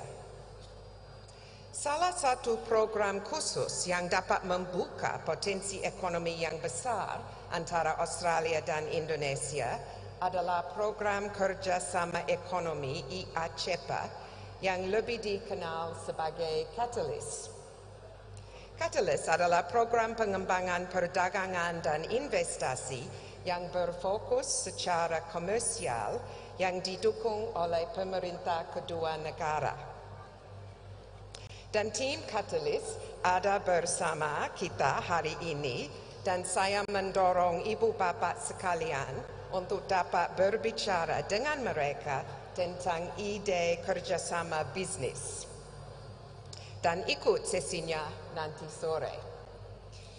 Di saat Catalyst menyediakan keahlian dan inovasi untuk memaksimalkan peluang IACEPA, Australia dan Indonesia juga berkolaborasi dalam program dengan fokus pada infrastruktur. Kemitraan Indonesia-Australia untuk infrastruktur atau KIAT adalah kemitraan antara pemerintah Australia dan Indonesia untuk mendukung pertumbuhan ekonomi yang berkelanjutan dan inklusif melalui peringatan akses infrastruktur bagi semua orang. Di Makassar, KIAT telah memberikan hibah melalui Monash University untuk pelaksanaan revitalisasi permukiman informal dan lingkungannya dikenal dengan program RISE. Dan melalui KIAT, Australia juga mendukung PAMSIMAS, Program Nasional Pemerintah Indonesia untuk penyediaan air minum dan sanitasi pedesaan. Program ini memberikan hibah kepada desa untuk meningkatkan akses terhadap air, sanitasi, dan infrastruktur dasar. Australia dan Indonesia telah bekerja sama dalam banyak hal untuk berinvestasi dalam peluang infrastruktur di Sulawesi. Sekarang, mari kita juga melihat ke masa depan. Pada bulan Agustus, Wakil Menteri Keuangan Australia, Bapak Stephen Jones, memimpin delegasi investor Australia termasuk tim dana pensiun dalam misi pencarian fakta ke Jakarta. Dana pensiun Australia berjumlah lebih dari $1 triliun Australia dan tim dana pensiun tersebut mencari peluang investasi di Indonesia, termasuk dalam proyek infrastruktur yang menawarkan tingkat pengembalian jangka panjang yang stabil, seperti jalan tol, bandara, atau pelabuhan. Dana pensiun Australia, seperti semua investor Australia, melihat faktor-faktor tertentu saat memutuskan di mana akan berinvestasi. Mereka mencari lebih dari sekadar pengembalian investasi yang baik. Mereka mempertimbangkan faktor-faktor seperti peraturan yang stabil dan metode yang transparan dan adil untuk menyelesaikan perselisihan kontrak. Itulah mengapa sangat penting bagi Australia dan Indonesia untuk bekerja sama melalui IACEPA yang telah disepakati dan dengan program seperti Catalyst dan Kiat yang telah saya sampaikan, dan untuk membantu bisnes yang ingin melakukan investasi.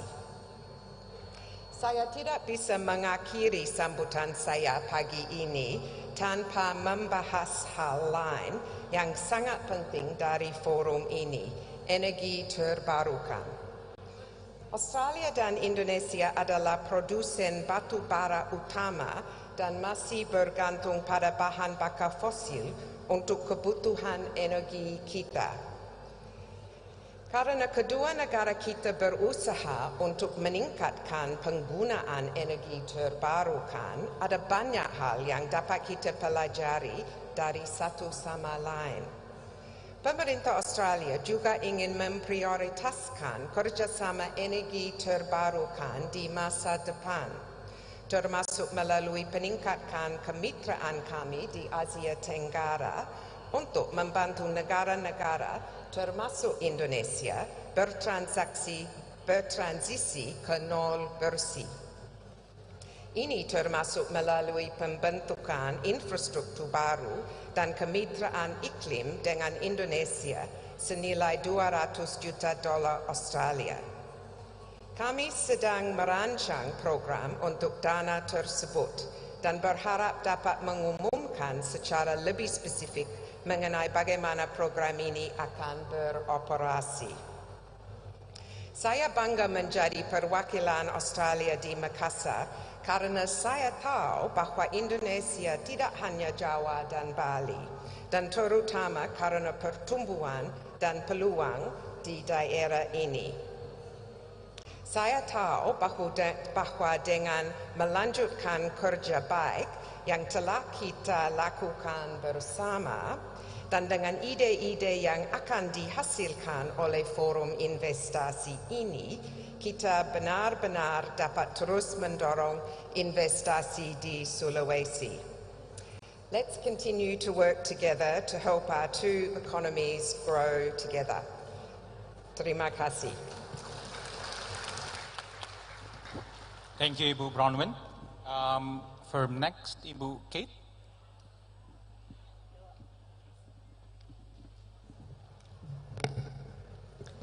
Hello, can everybody hear me all right? I have a few slides, whoever is in charge of those today. Untuk slide-nya, sudah ada yang... hold on.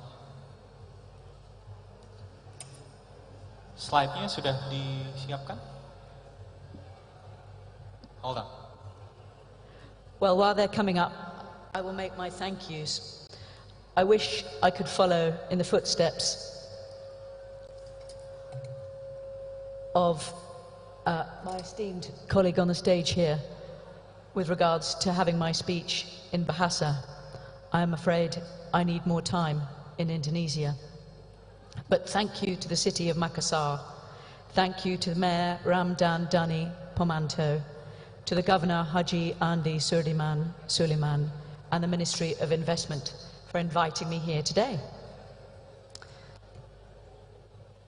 I don't know how many of you know about Shire Oak, so a few of my slides are a little bit about my company and what we do.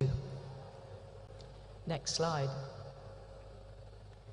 I wanted to also touch not only upon what Shire Oak does, but because this is an investment forum, a little bit about reducing risks for your potential investors with regards to solar energy, I thought might be useful.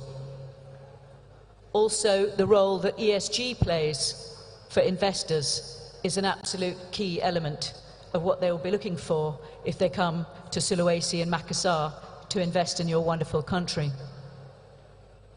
And the last thing is, what can solar generation do for the circular economy? Make it so I can read my slides without turning around. And what that means for Indonesia. So I will touch upon these in a light manner. So I hope I give you some ideas and some questions to ask yourself from this forum. Next slide. And the next one. Shire Oak exists in several continents, and we've recently moved to Indonesia, as you can see at the bottom here. Our investment for Indonesia in the next 2 years is to generate 150 megawatts of rooftop solar and to generate around 150 megawatts of ground mount solar. And this is going to be quite a tough target for the next few years. And we'll go into some reasons as to why. If you go to the next slide.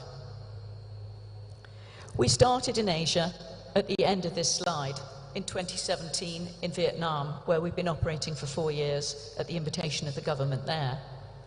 Then we moved to Indonesia, kindly at the invitation of President Jokowi, to advise the ministry on solar energy generation and our lessons that we learned from Europe and the rest of the world to bring to Indonesia. Next slide. These are some of our projects that we've done in Vietnam over the last 4 years. And they're from a multitude of countries. These industries are Korean, they're Chinese, they're Vietnamese, and some are Indonesian. And it's been a great journey to construct these installations. Next slide. As you can see on this map, we've got various areas for installations that we've been working on, and Sulawesi forms part of those. So I'm going to go into a few detail about some projects that we're building in your beautiful region. Next slide. A little bit about our mission at Shire Oak. We're a British company, and having started in 2008, we've been growing bit by bit. We're not very large. We just have important messages that we wish to deliver in the countries we are asked to operate in. And a little bit about our mission. We want to help organisations and countries achieve their net zero targets, provide reliable investment platform for others to follow, raise awareness of renewable energy, and we have a pledge to dedicate 1% of our turnover to biodiversity in the countries we operate in. If we go to the next slide. We have investors in what Shire Oak does. Shire Oak's construction and money doesn't come from our own company. We have investors that invest in us because we are experienced in working in emerging countries to bring investment into you through what we do. And we have 4 investors, and we have different types. So you either invest in the development or you invest in the construction.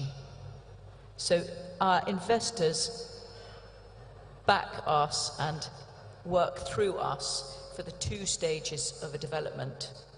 So that is the design and finding customers and finding industry that wants solar, and the second is the construction, just to differentiate between the 2. And our investors come from Hong Kong, from Norway, from America, and from Asia. So we are very thrilled to be able to have these entities who provide our funding. Next slide. A little bit about our customer offer. I thought I'd just touch upon this briefly so you're aware of what I do day to day. We have 2 products. One is rooftop solar. So a customer who is a manufacturer or an industry player or a food producer says, I would like solar, Kate, to facilitate my electricity in my company. And we will put solar on their rooftop. They do not pay for this solar. I pay for it all. And what they take from this agreement is renewable electricity at a reduced price. The other product I have is ground mount solar. And this is produced utility-scale solar farms. And we do this all around the world, and our investors pay for this installation. Typically, a solar farm of around 10 megawatts costs about $12 million.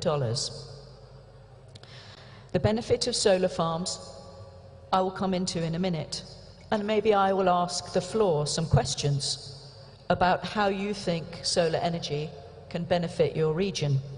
So have a think about these questions, because I will ask maybe one or two of you to give me an answer in a moment. Next slide, please. Our customers who take solar electricity from us expect us to do everything. They expect us to maintain and manage the panels, to generate the promised electricity, to have maintenance and corrective parts. And this is something that I'm training our suppliers in Indonesia to be able to provide. So it's very exciting work. Next slide. The responsibility for the clients is absolutely minimal. As you can see here, we take care of everything: the capital cost, the operation, the installation, the performance, and the delivery of electricity.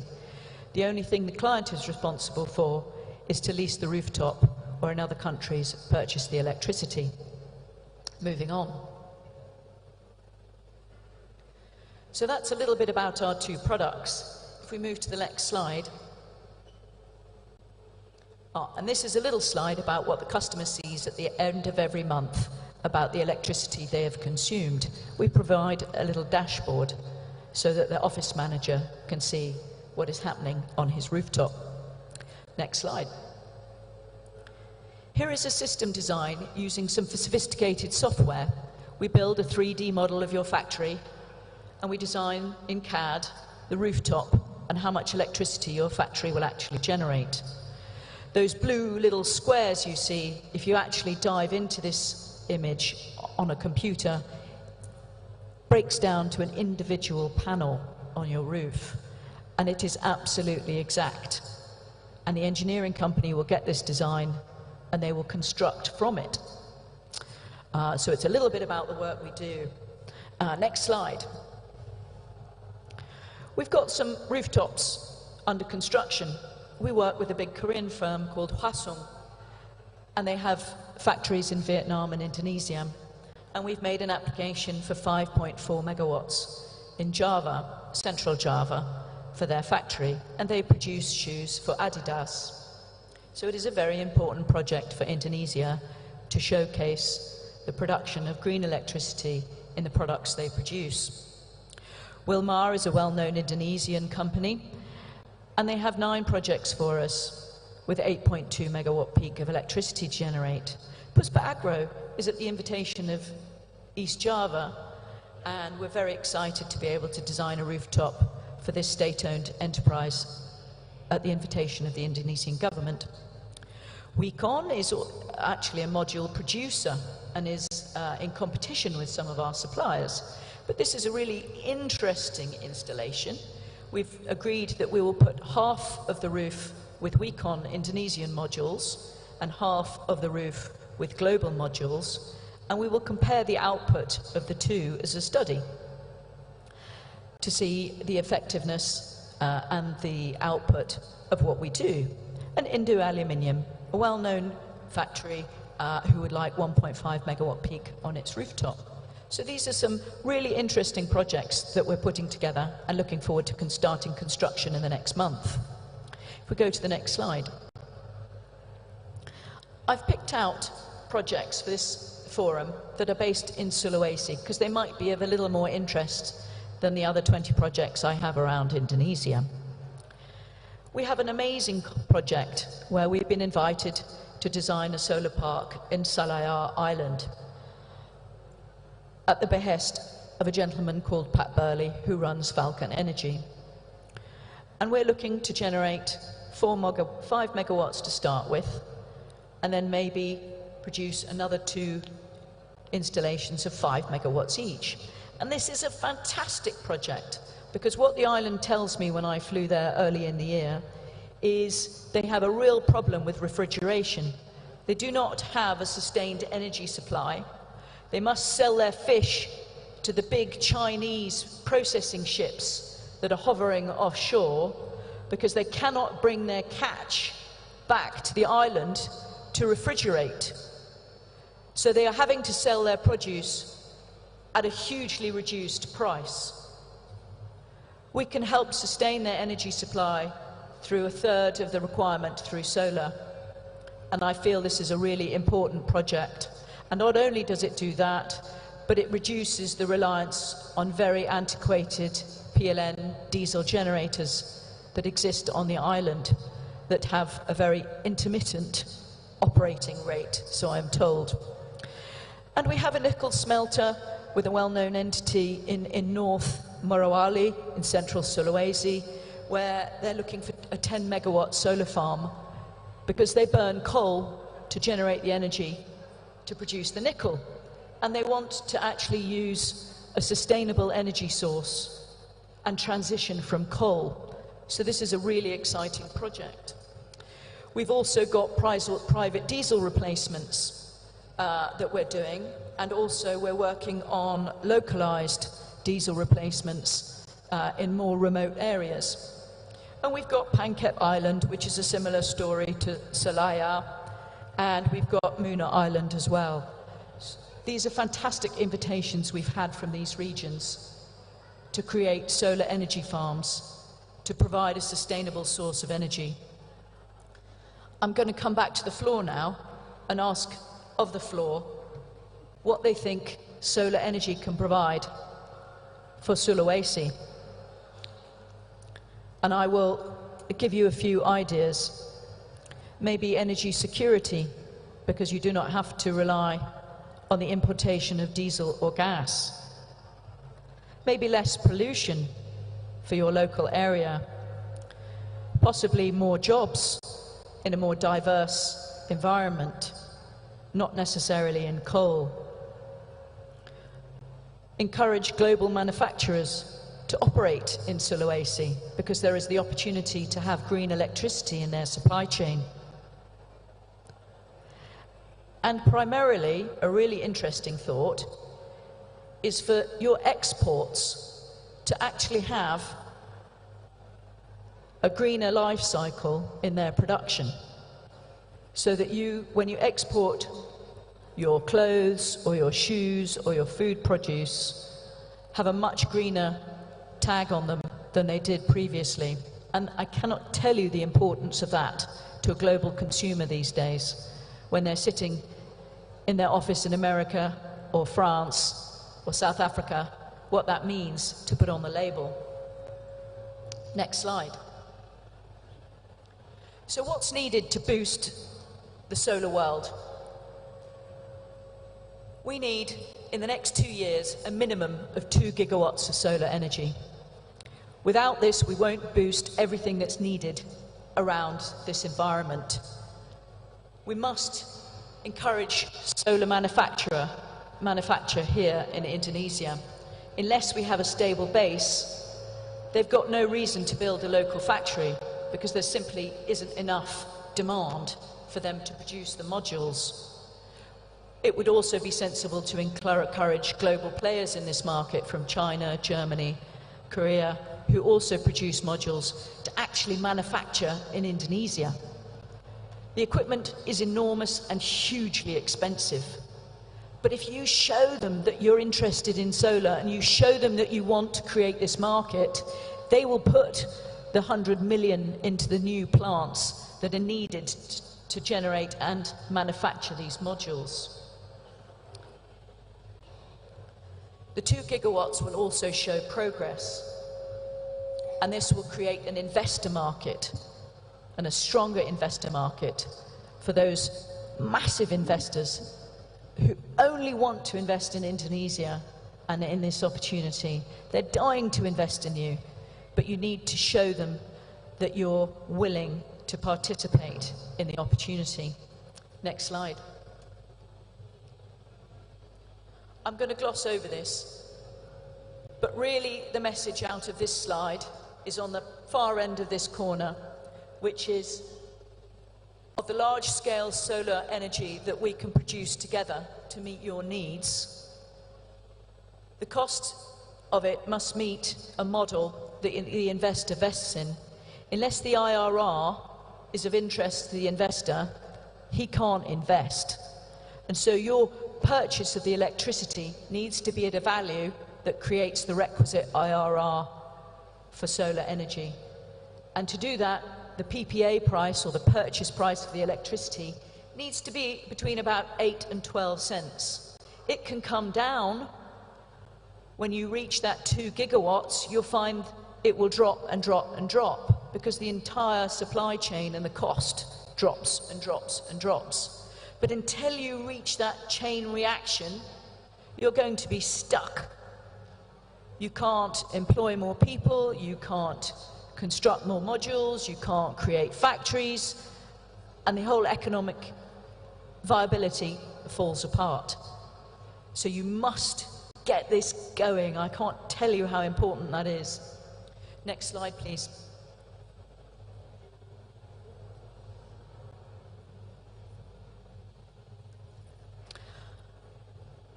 A little bit about my job. The banks, the investors, they create a paper business plan. And my job is to turn that into functioning reality, to take those numbers and to take that investment pack and actually turn it into local jobs and work with the wonderful people that I work with every day. They actually train me, I don't train them. I must learn the legislation to navigate the development of my business, to operate within the confines of the rules you give me. I'm here to share the knowledge that I have from other countries with your trade associations and support them. I'm here to manage the twists and turns of fast-paced legislation. PLN causes me issues every day of my life. I must support the creation of a national process for solar development and construction in your country for others to follow, especially Indonesian entities who should take over from me. We must grow the business together. I'm here to support you, and you have shown incredible support for me. I can't thank you enough. But most importantly, we need to bring the day-to-day knowledge of solar energy and the path to net zero to the population of Indonesia. Unless the everyday person who bicycles along the street, who has their market store, who sells incredible produce, understands the benefit of solar and in renewable energy, your country won't gather pace. And this is done through education, and education starting at nursery school. Next slide, please.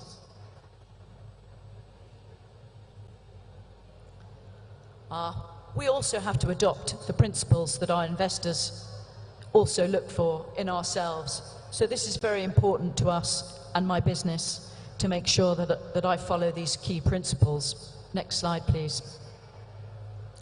And I've touched upon a little bit about the biodiversity, but some of you may not know, in a solar farm, if we plant the plants and the flowers underneath the modules really carefully in collaboration with the environmental scientists that work in your regions, we can boost the flora and fauna and the insect life by 400% over and above a plantation next door that might grow coconut, that might grow palm, that might grow some soya, which are monocrops, and they're sprayed and cultivated to keep out pests. But if we work, and we've done this in Europe, with a biodiversity mission, the variety of flora and fauna and insect life within a solar farm is incredible. Next slide, please. Okay, a little bit about today and why today is important. Risks for the solar investor. We must remove these. We're at a very early stage of solar energy in Indonesia, and it's still perceived as a very high risk for investors to come along and say, yeah, I'm going to put a solar farm in Makassar, please. What creates risk? If your own legislation isn't followed by state-owned enterprises or other enterprises that play a part, if legislation changes all too quickly, if there's no legislation that specifically supports solar energy, it can wane. Incentives and guidance are not available to industry to adopt a green economy model. Transition plans aren't prepared for incumbents, so they're worried about where their revenue is going to go. Incumbents are not comfortable with competition, such as myself. EPC prices and prices from engineering entities are very, very high because we've created no base. The other risk is the customer does not pay. And lastly, if the rooftop is unstable. So these are some risks that we need to mitigate. Next slide, please. So investors look to ESG measures, and they're so important for Indonesian industry to take a consideration of, because if you don't have some measures, the investor finds it very, very difficult to come along and say, I like what you do. So they might seem a bore, but in actual fact, they're really important. And the government support of transition is absolutely key. Next slide, please.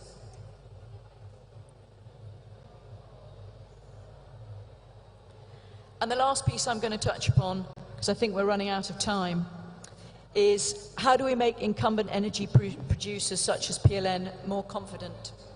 We need to help them transition from coal and make this profitable for them as well as everybody else. Enable positive competition and drive mutually beneficial expanding solar economy, driving down costs but encouraging local and global suppliers to thrive.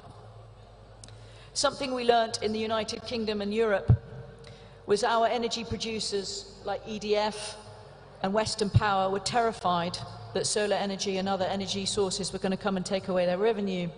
We did a little exercise. We analysed all the business rooftops and the industry rooftops in the UK. We then took their area, operational area that was possible for solar.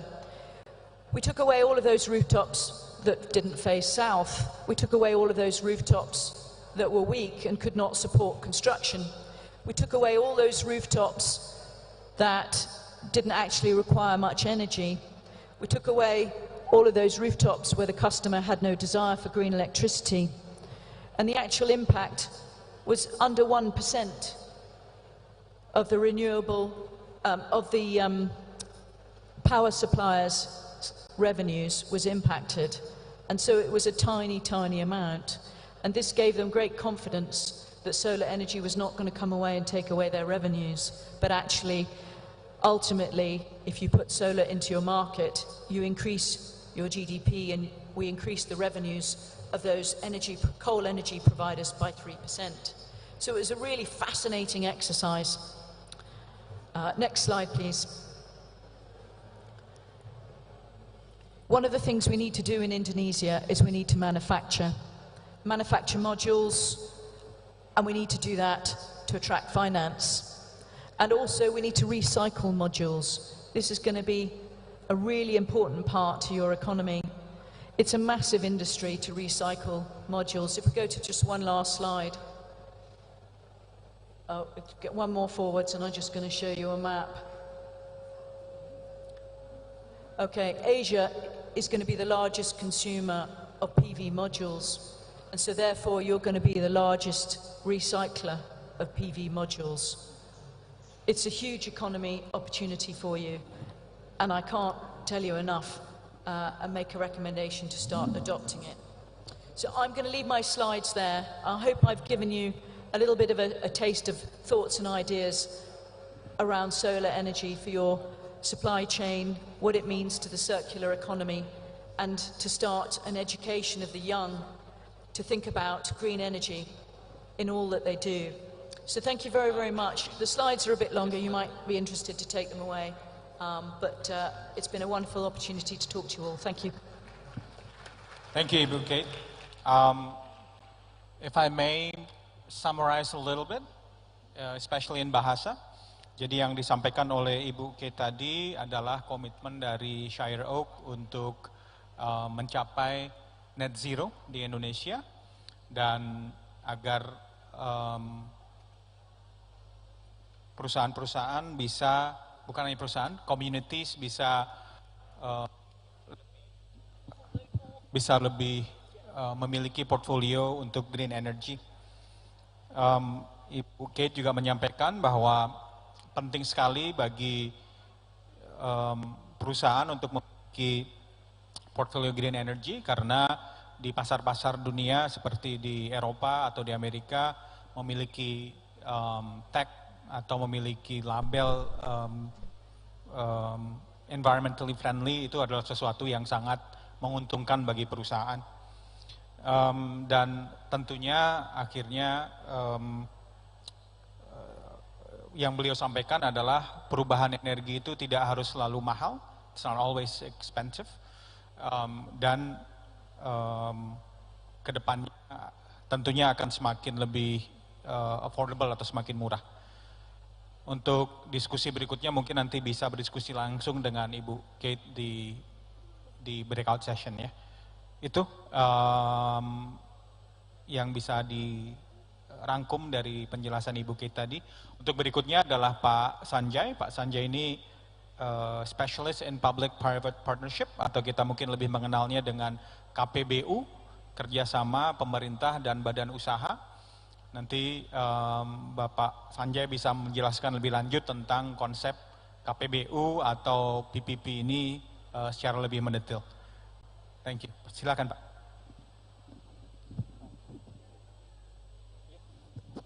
Apakah sudah siap?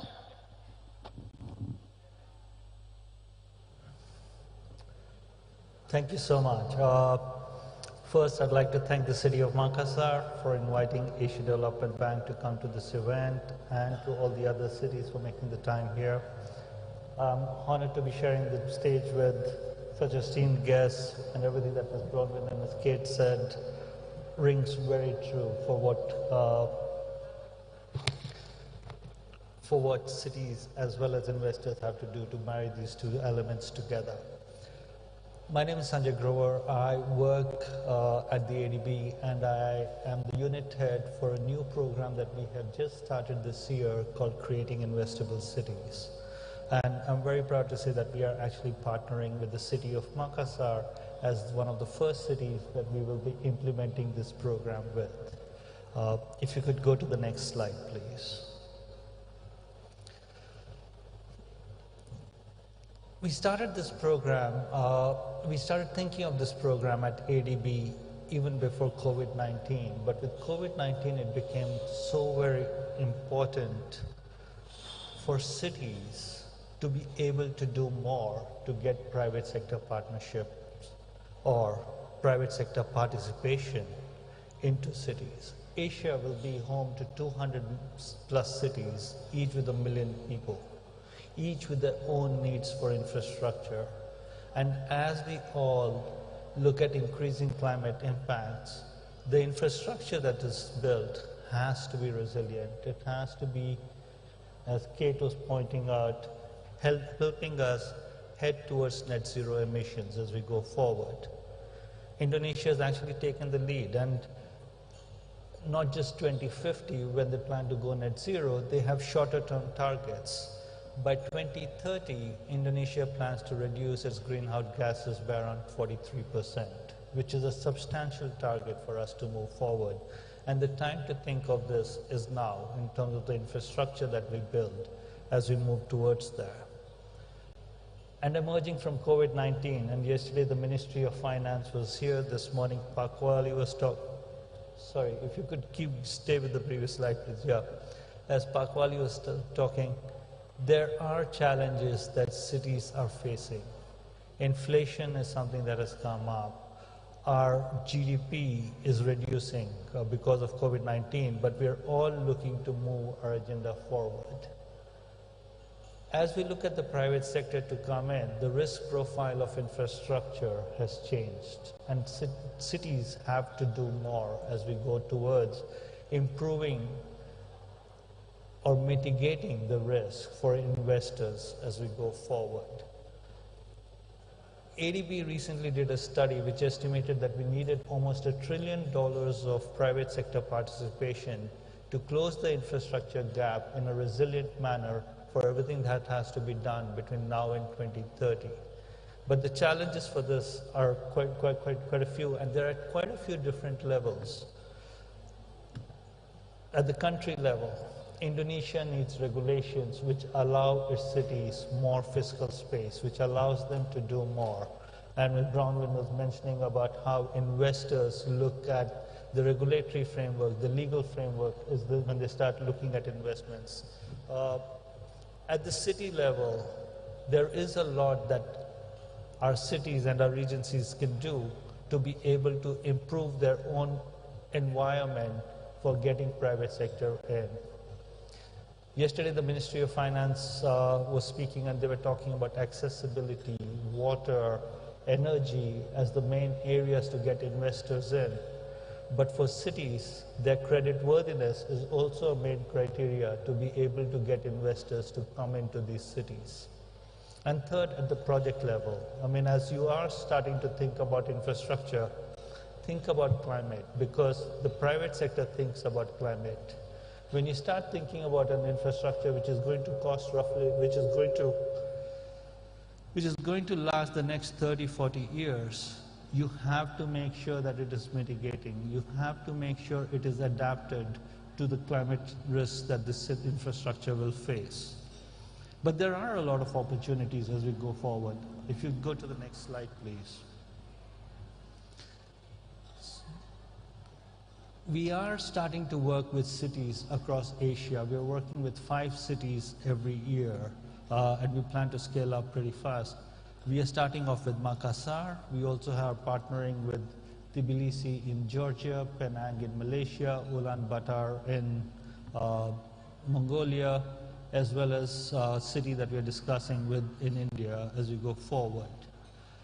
And we hope to work with the mayors and the leadership of these cities to get them ready for private sector participation to come in. Every one of these cities is looking to become smarter, become more livable, to decarbonize the electricity coming into the cities, to be able to focus on the circular economy aspects, to be able to increase the food security. And with Makassar, we are very proud to be following on after the work and the assistance that Ms. Brownwin and the Australian government has provided under the ASEAN Australia Smart Cities Trust Fund, where they have actually laid out a plan for the city. It's now our job to work with the city in terms of finding private sector investors and pushing this to the next level. So the first element that we will work on, of course, is to be able to help the city think about resilience from the word go, improve their livability, make sure that there is social equity in the thinking of the infrastructure, as well as helping them transition towards net zero. And we are building a lot of tools about this. The second is we work closely with the city to identify opportunities for local resource mobilization. How could you actually capture the value of the infrastructure that you're creating for the benefit of the city itself to get into that virtuous cycle that you can actually build more? I mean, the land in many of our cities is a significant but completely underutilized asset. Helping them become more denser, helping them in the improving the urban planning across transit corridors. And almost every one of our cities is looking at a BRT or a LRT as they move forward. And this is an opportunity for them, because increased accessibility is just so transformative for a city. It's an opportunity for them to be able to actually plan better, densify, become more resilient, reduce greenhouse gas mitigation as they go forward. And finally, we are bringing all of ADB together to be able to help cities across Asia and in Indonesia as we go forward. A lot of you may know about the public sector side of ADB, the one that works with the Ministry of Finance and governments. But we also have a private sector side which works directly with cities, helping them improve their access to private sector finance and investing directly in cities. And so for us, this is an opportunity to further extend our support to cities across Asia as we move forward. And I'll talk a little bit more about this. But of course, we're also partnering with quite a few important, best-in-class partners across the world, including the city of Yokohama, Stanford University. We are establishing a creditworthiness hub as we move forward. To the next slide, please. I will not walk you through all of this, but I think it was very important for me to put this slide up here so that you understand that the support that we are providing Indonesia and the cities is affecting each of the 3 levels that I talked about, where the challenges for increasing private sector participation exist. We are working with CAMEA, the Coordinating Ministry for Economic Affairs, at the subnational level to help improve the regulations for cities in Indonesia. And when we reached out to CAMEA to start talking about this, and we mentioned that we are doing this with Makassar, they were like, we have so many other cities. And of course, from our perspective, as we're developing this, we are designing this for scale so that we can reach other cities and other regions around Indonesia and share the learnings that we get from the city of Makassar. At the city level, we are developing a tool called Craft, which will actually bring the city's finances into a tool which allows them to more clearly understand how are their finances working, where are they making money, where are they losing money, where are there opportunities for improving local resource mobilization, how exactly is each of the sectors being delivered, where are the opportunities for them to be able to increase their service level benchmarks, and we will work very closely with the cities to be able to do this. We are also developing our own credit rating tool to be able to help you understand your credit worthiness, because investors will look for this as they come into the city. And for us to be able to support you, not only understand your credit worthiness, but improve it over time is very important to ADB as we go forward. And we can also use our private sector arm to help kickstart the private sector investment in the cities as we go forward. But coming to the infrastructure at the project level, and here is where, for Makassar, for example, the Livable City Plan has identified a lot of projects. We need to go in and work with, we will be working with the city to prioritize these infrastructure projects, helping Makassar think about net zero as we go forward, helping them think about circular economy, helping them prioritize projects which will bring in social equity, social housing, improved accessibility. They are all such critical issues facing our cities here, in every one of our cities. This is an opportunity for us to work with the city, and also for the city to be able to work with and learn across other cities in Asia as to what they are doing. If you could go to the next slide, please.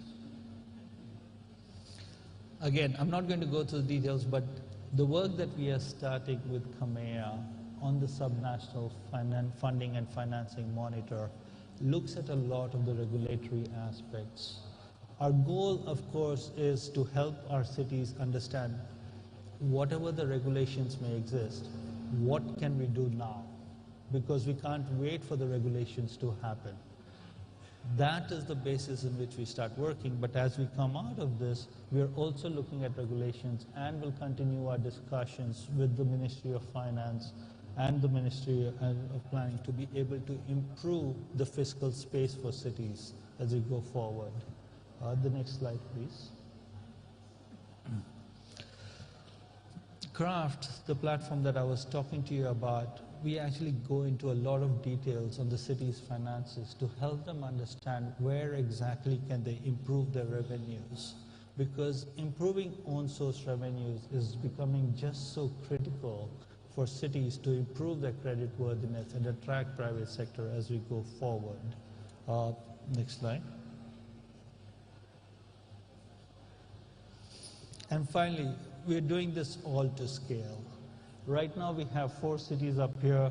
We hope to be able to reach 100 cities as we go forward on this program.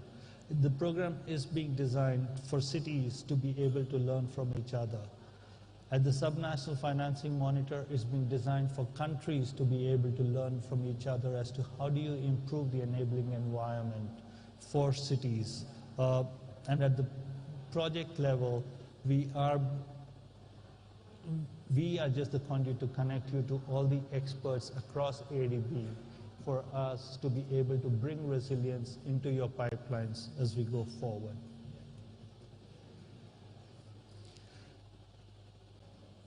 The cities will also be supported through the Creditworthiness Hub, which focuses on improving access to private sector finance directly through debt financing into cities or through municipal bonds, PPPs. I work in the Office of Public-Private Partnerships, and through value capture financing. And just another word about how this brings, if you go to the next slide,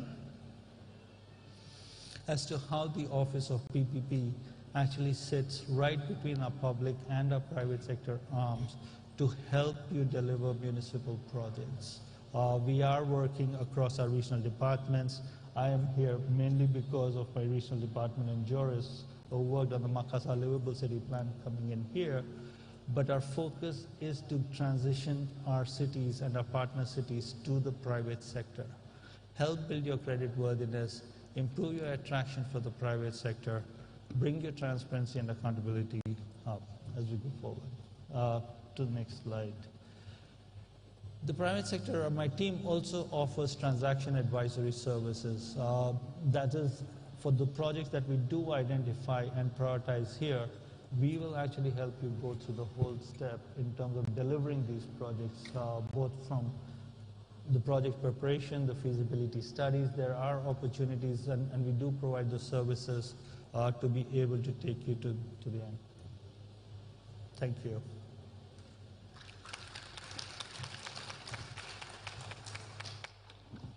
Thank you, Sanjay. Mungkin saya bisa sedikit summarize. Jadi Pak Sanjay menyatakan bahwa tadi terdapat banyak kebutuhan sampai dengan $1 triliun yang mungkin bisa di-cover dengan kebutuhan dari atau pembiayaan dari pihak swasta. Jadi di sini pentingnya melakukan PPP atau KPBU, Public Private Partnership. ADB di sini bisa memberikan banyak input. Salah satunya misalnya bagaimana memprioritaskan proyek. Jadi nanti Bapak-bapak, Ibu semuanya dari kabupaten kota bisa lebih mengerti tentang bagaimana memprioritaskan proyek infrastruktur yang mungkin ada dalam agenda Bapak Ibu semuanya. Terus juga memberikan assistance atau bantuan-bantuan yang lain sehingga kabupaten kota yang memang memiliki banyak proyek bisa lebih siap untuk menyiapkan proyek-proyek infrastruktur mereka. Kayak misalnya bagaimana memonetisasi services atau layanan yang ada di tempatnya, terus meningkatkan kesehatan fiskal atau finansial daerah dan lain sebagainya. Mungkin itu. Dan untuk akhirnya, for the last part, maybe I can get, maybe since we are running out of time, kita waktu sungguh terbatas, mungkin probably 1 or 2 questions at most.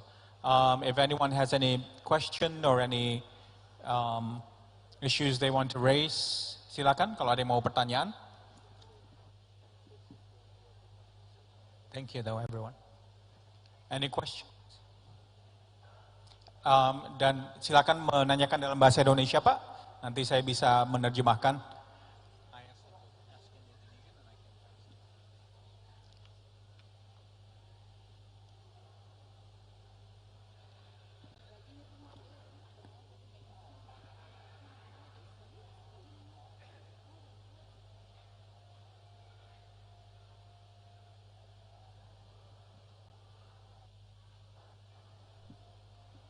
Bisa dibantu untuk mikrofon?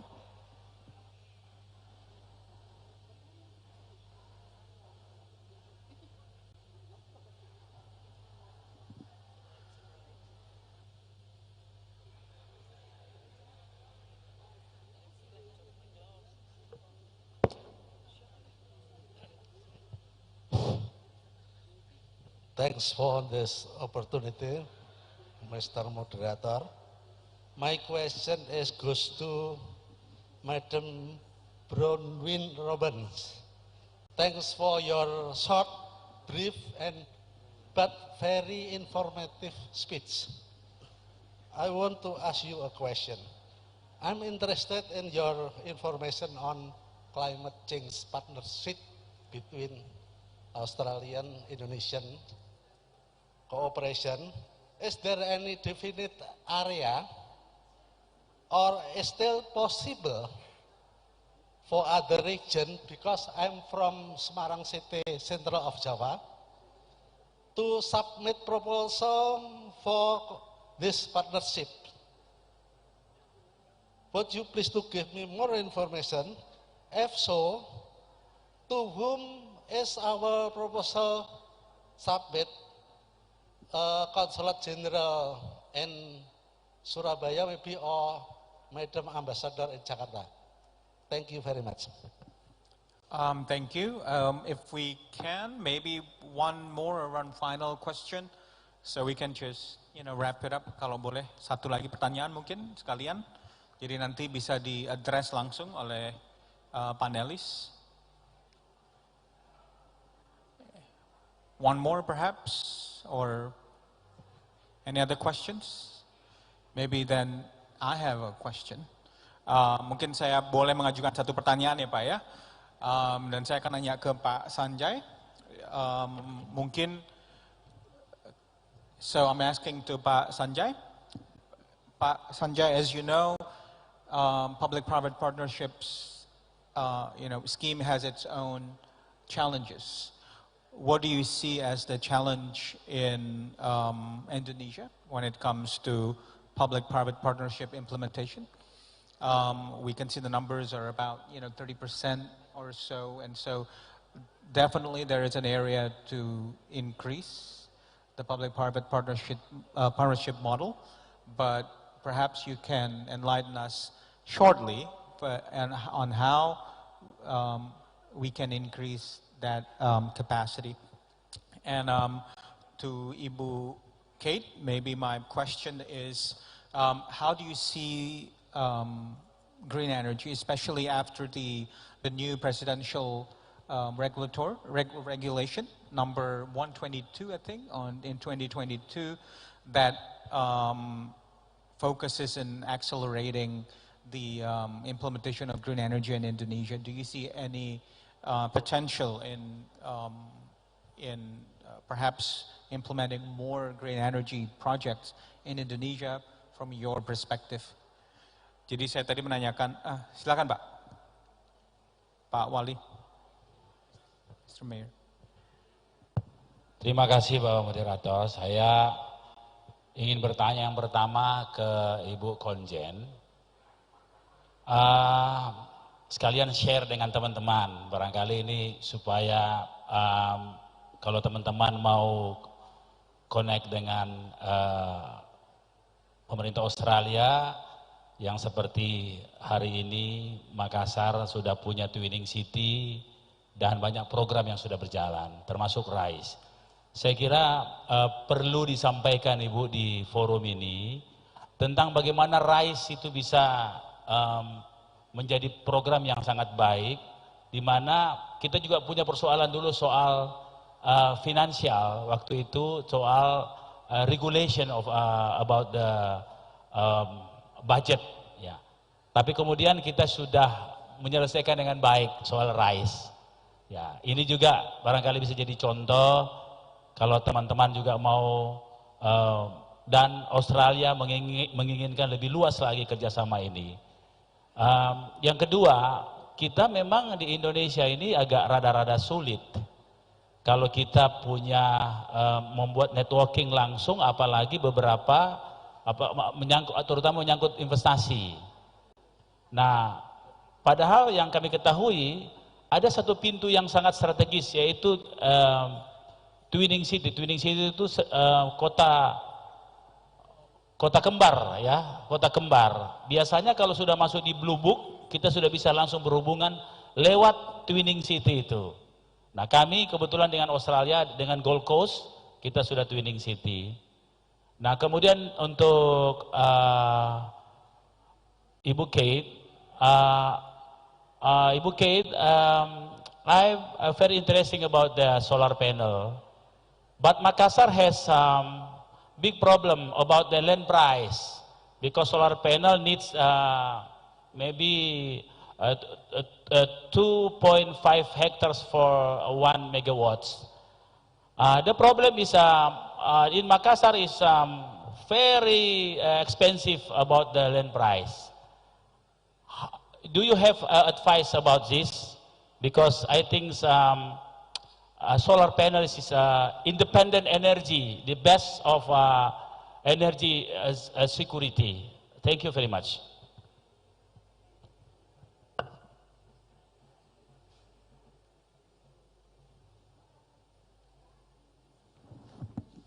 Please, Ibu Bronwyn to answer first. Silakan.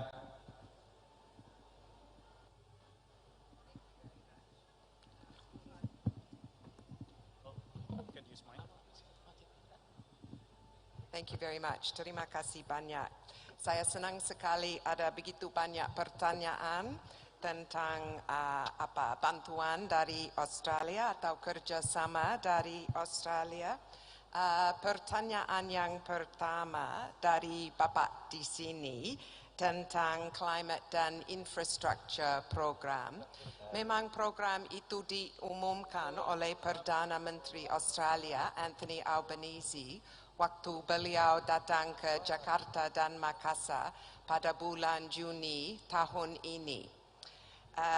Oleh karena itu belum didesain, jadi itu sedang didesain dengan pemerintah pemerintah Indonesia, karena semua proyek bantuan luar negeri Australia didesain sama dengan pemerintah Indonesia. Karena kami we work in partnership, kemitraan dengan Indonesia untuk value add ke Indonesia dan leverage Indonesia's own resources and capacity. So at this stage we don't have details for you because it's being designed. But I certainly hope, representing Eastern Indonesia, that there will be opportunities for activities in Eastern Indonesia. But we can work with you when the project is designed to give you more examples. And if I can answer Pak Danny's questions, terima kasih banyak Pak Danny, Pak Wali. The question about the RISE program, which is revitalizing informal settlements and their environment, is a wonderful program run by Monash University, designed to support minimal green infrastructure and nature-based solutions for people living in informal settlements. And that program, we started it as a demonstration project in Batua, and Pak Danny and I had the great pleasure of extending that pilot to another 5 demonstration sites in Makassar. And the Partnership for Australia-Indonesia Infrastructure is supporting that program now. But it's a very exciting program.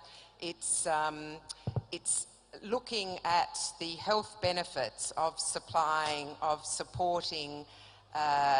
water and sanitation improvements to informal settlements and measuring the health benefits to the populations there. So I'm very proud of that program, and I'm very grateful for Pak Danny's personal support to that program. Thank you. Thank you. Ibu Kate, mungkin? Or yes, you can. If this works. You asked a question, if I got Right. this correctly, with what more potential do I see for solar? Having a conversation with Pak Danny a little earlier, I believe Sulawesi is looking to have electric cars and electric motorbikes and charging points for these. Possibly an opportunity is to not charge these items with coal, but actually charge these cars and motorbikes with solar electricity. So you keep the whole green element of what you're trying to achieve. Fish farms I think, is a huge potential for solar. Evaporation, as I understand it, is a considerable problem for fish farms. The water evaporates. We can do floating solar on fish farms. And this should be quite an interesting idea. And lastly, but not least, what potential do I see? I see a huge potential in local government playing a considerable role in facilitating business opportunities for their local industry. If you come up with ideas and introduce them to myself or to other developers, we will help you facilitate those business opportunities and turn them into reality. So please ask us, all of you 64 regions that are here today. I think Pak Danny asked a question, which is, what do we do with the very expensive price of 2.5 hectares a megawatt for ground mount solar? This problem is not unique. We have this in Europe and we have this in every country. And one way to think about it is landowners who grow crops might see solar as an alternative crop. We grow wheat and rice and other commodities, and that produces a revenue per hectare. In Europe, they worked out that the revenue per hectare, or actually revenue per acre, was around $600 a year for that crop. But our offer was around $2,000 an acre for the crop of solar. Possibly your agricultural landowners might like to diversify their coconut or their palm or their soy crop with a crop of solar panels as a way to think about this problem. So I think that apart from that and the move to rooftop and more remote areas, solar is very good on the sides of cliffs, on the sides of mountains, and very unattractive areas. And because we can keep the installation green, it's a nice choice for the people to maintain. So thank you very much. Thank you. If I may translate a little. Jadi tadi yang disampaikan Bu Kate adalah banyak opportunity yang mungkin bisa dieksplor dari mulai perikanan atau fisheries sampai juga merubah ketergantungan dari energi non terbarukan. Jadi kalau ada hal yang ingin didiskusikan bisa berdiskusi langsung dengan Ibu Kate di sini. Terima kasih. Silakan Pak, please. Thank you. Again, just so I know that I'm answering the right question. You asked about how can we get more PPPs. Right. How can PPP scheme be more adopted in Indonesia? Absolutely.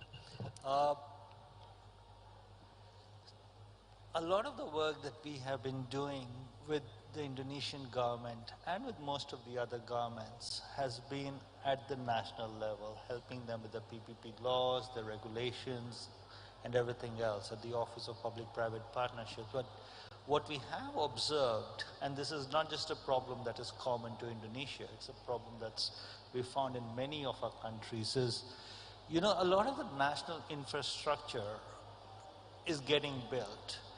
Roads, you're getting PPP elements into it. Energy, you're getting PPP elements into it. But almost 50% of the procurement that the country does happens at the municipal levels, at the province levels, at the city levels.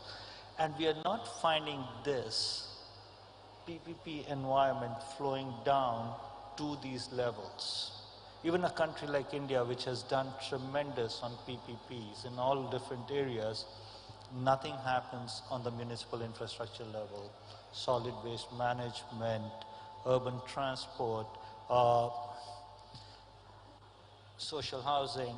These are all areas that happen at the subnational level. And there are a couple of things that we are starting to do in the Indonesian government. One of them, of course, is the creditworthiness work that we are starting as a part of creating investable cities, is to help these cities have more transparency, have more creditworthiness elements to be able to access private sector finance. I mean, the user cost recovery of infrastructure in Asia is very low in most of our countries. And so most of the infrastructure that has to be delivered at the municipal level requires annual availability payments, which are payments that have to be made year after year after year by the city or the province.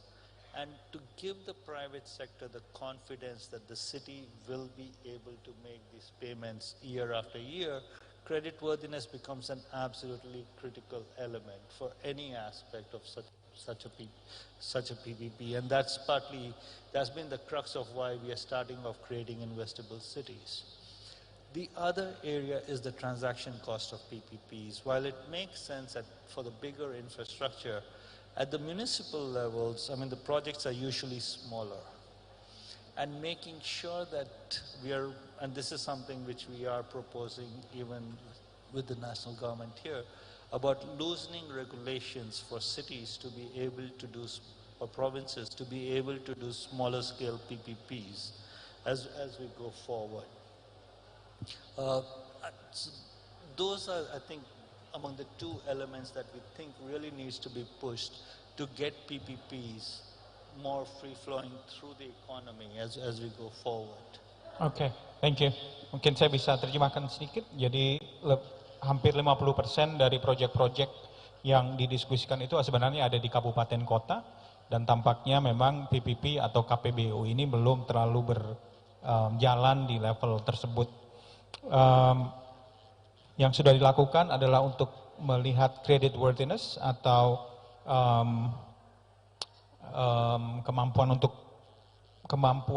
membayar terutama. Jadi dari tahun ke tahun apakah nanti kabupaten kota bisa memastikan bahwa pembayaran tetap berjalan lancar. Dan karena proyek-proyek di kabupaten kota itu memang relatif lebih kecil volumenya atau nilainya daripada di level nasional, mereka berharap akan adanya regulasi yang lebih mendukung agar skema KPBU ini bisa diadopsi di lebih banyak lagi di level daerah. Terima kasih. I thank you very much. I thank the panelists for sharing their insights and their knowledge. We truly appreciate it. And again, there is a breakout session. Ada breakout session nanti jam 2. Atau mungkin jam 2 lebih karena kita belum makan siang, tapi nanti bisa berdiskusi lebih lanjut secara langsung dengan para panelis kalau memang diperlukan. So I again thank you very much for everyone's attention and for the panelists, and we hope that we can have a more thorough discussion at the breakout session if needed. Thank you so much, everyone. Have a wonderful day. Thank you.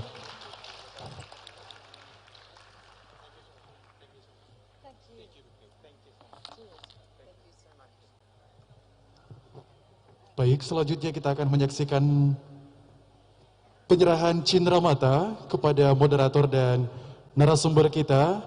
Untuk itu kami kembali mengundang Bapak Wali Kota Makassar, Bapak Insinyur Haji Muhammad Ramdan Pomanto, untuk menyerahkan cindramata kepada moderator dan ketiga narasumber kita.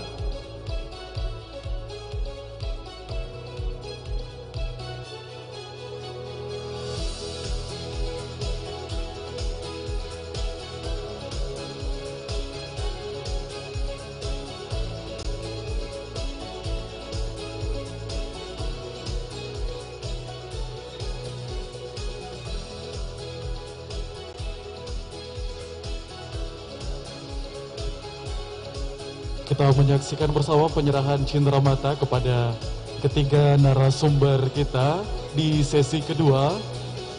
Yang selanjutnya juga akan dilanjutkan penyerahan cindramata kepada moderator kita di sesi kedua.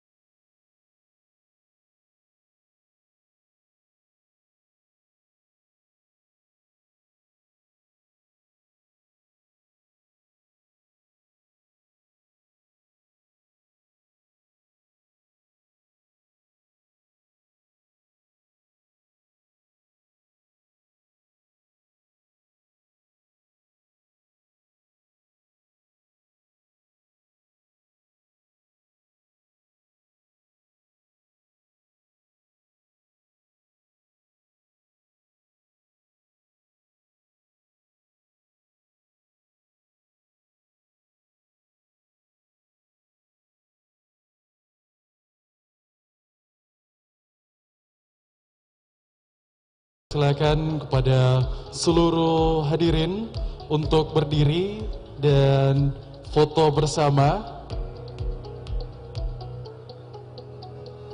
Oke. Selanjutnya kami persilakan kepada para delegasi asing bersama Wali Kota Makassar dan Wali Kota dan Wakil Wali Kota anggota APEXI, Sekretaris Daerah dari masing-masing perwakilan daerah untuk menuju ke Persik Ballroom. Selanjutnya kami juga persilakan kepada Kepala SKPD dan para pendamping untuk menuju ke restoran lantai 1 belakang lift.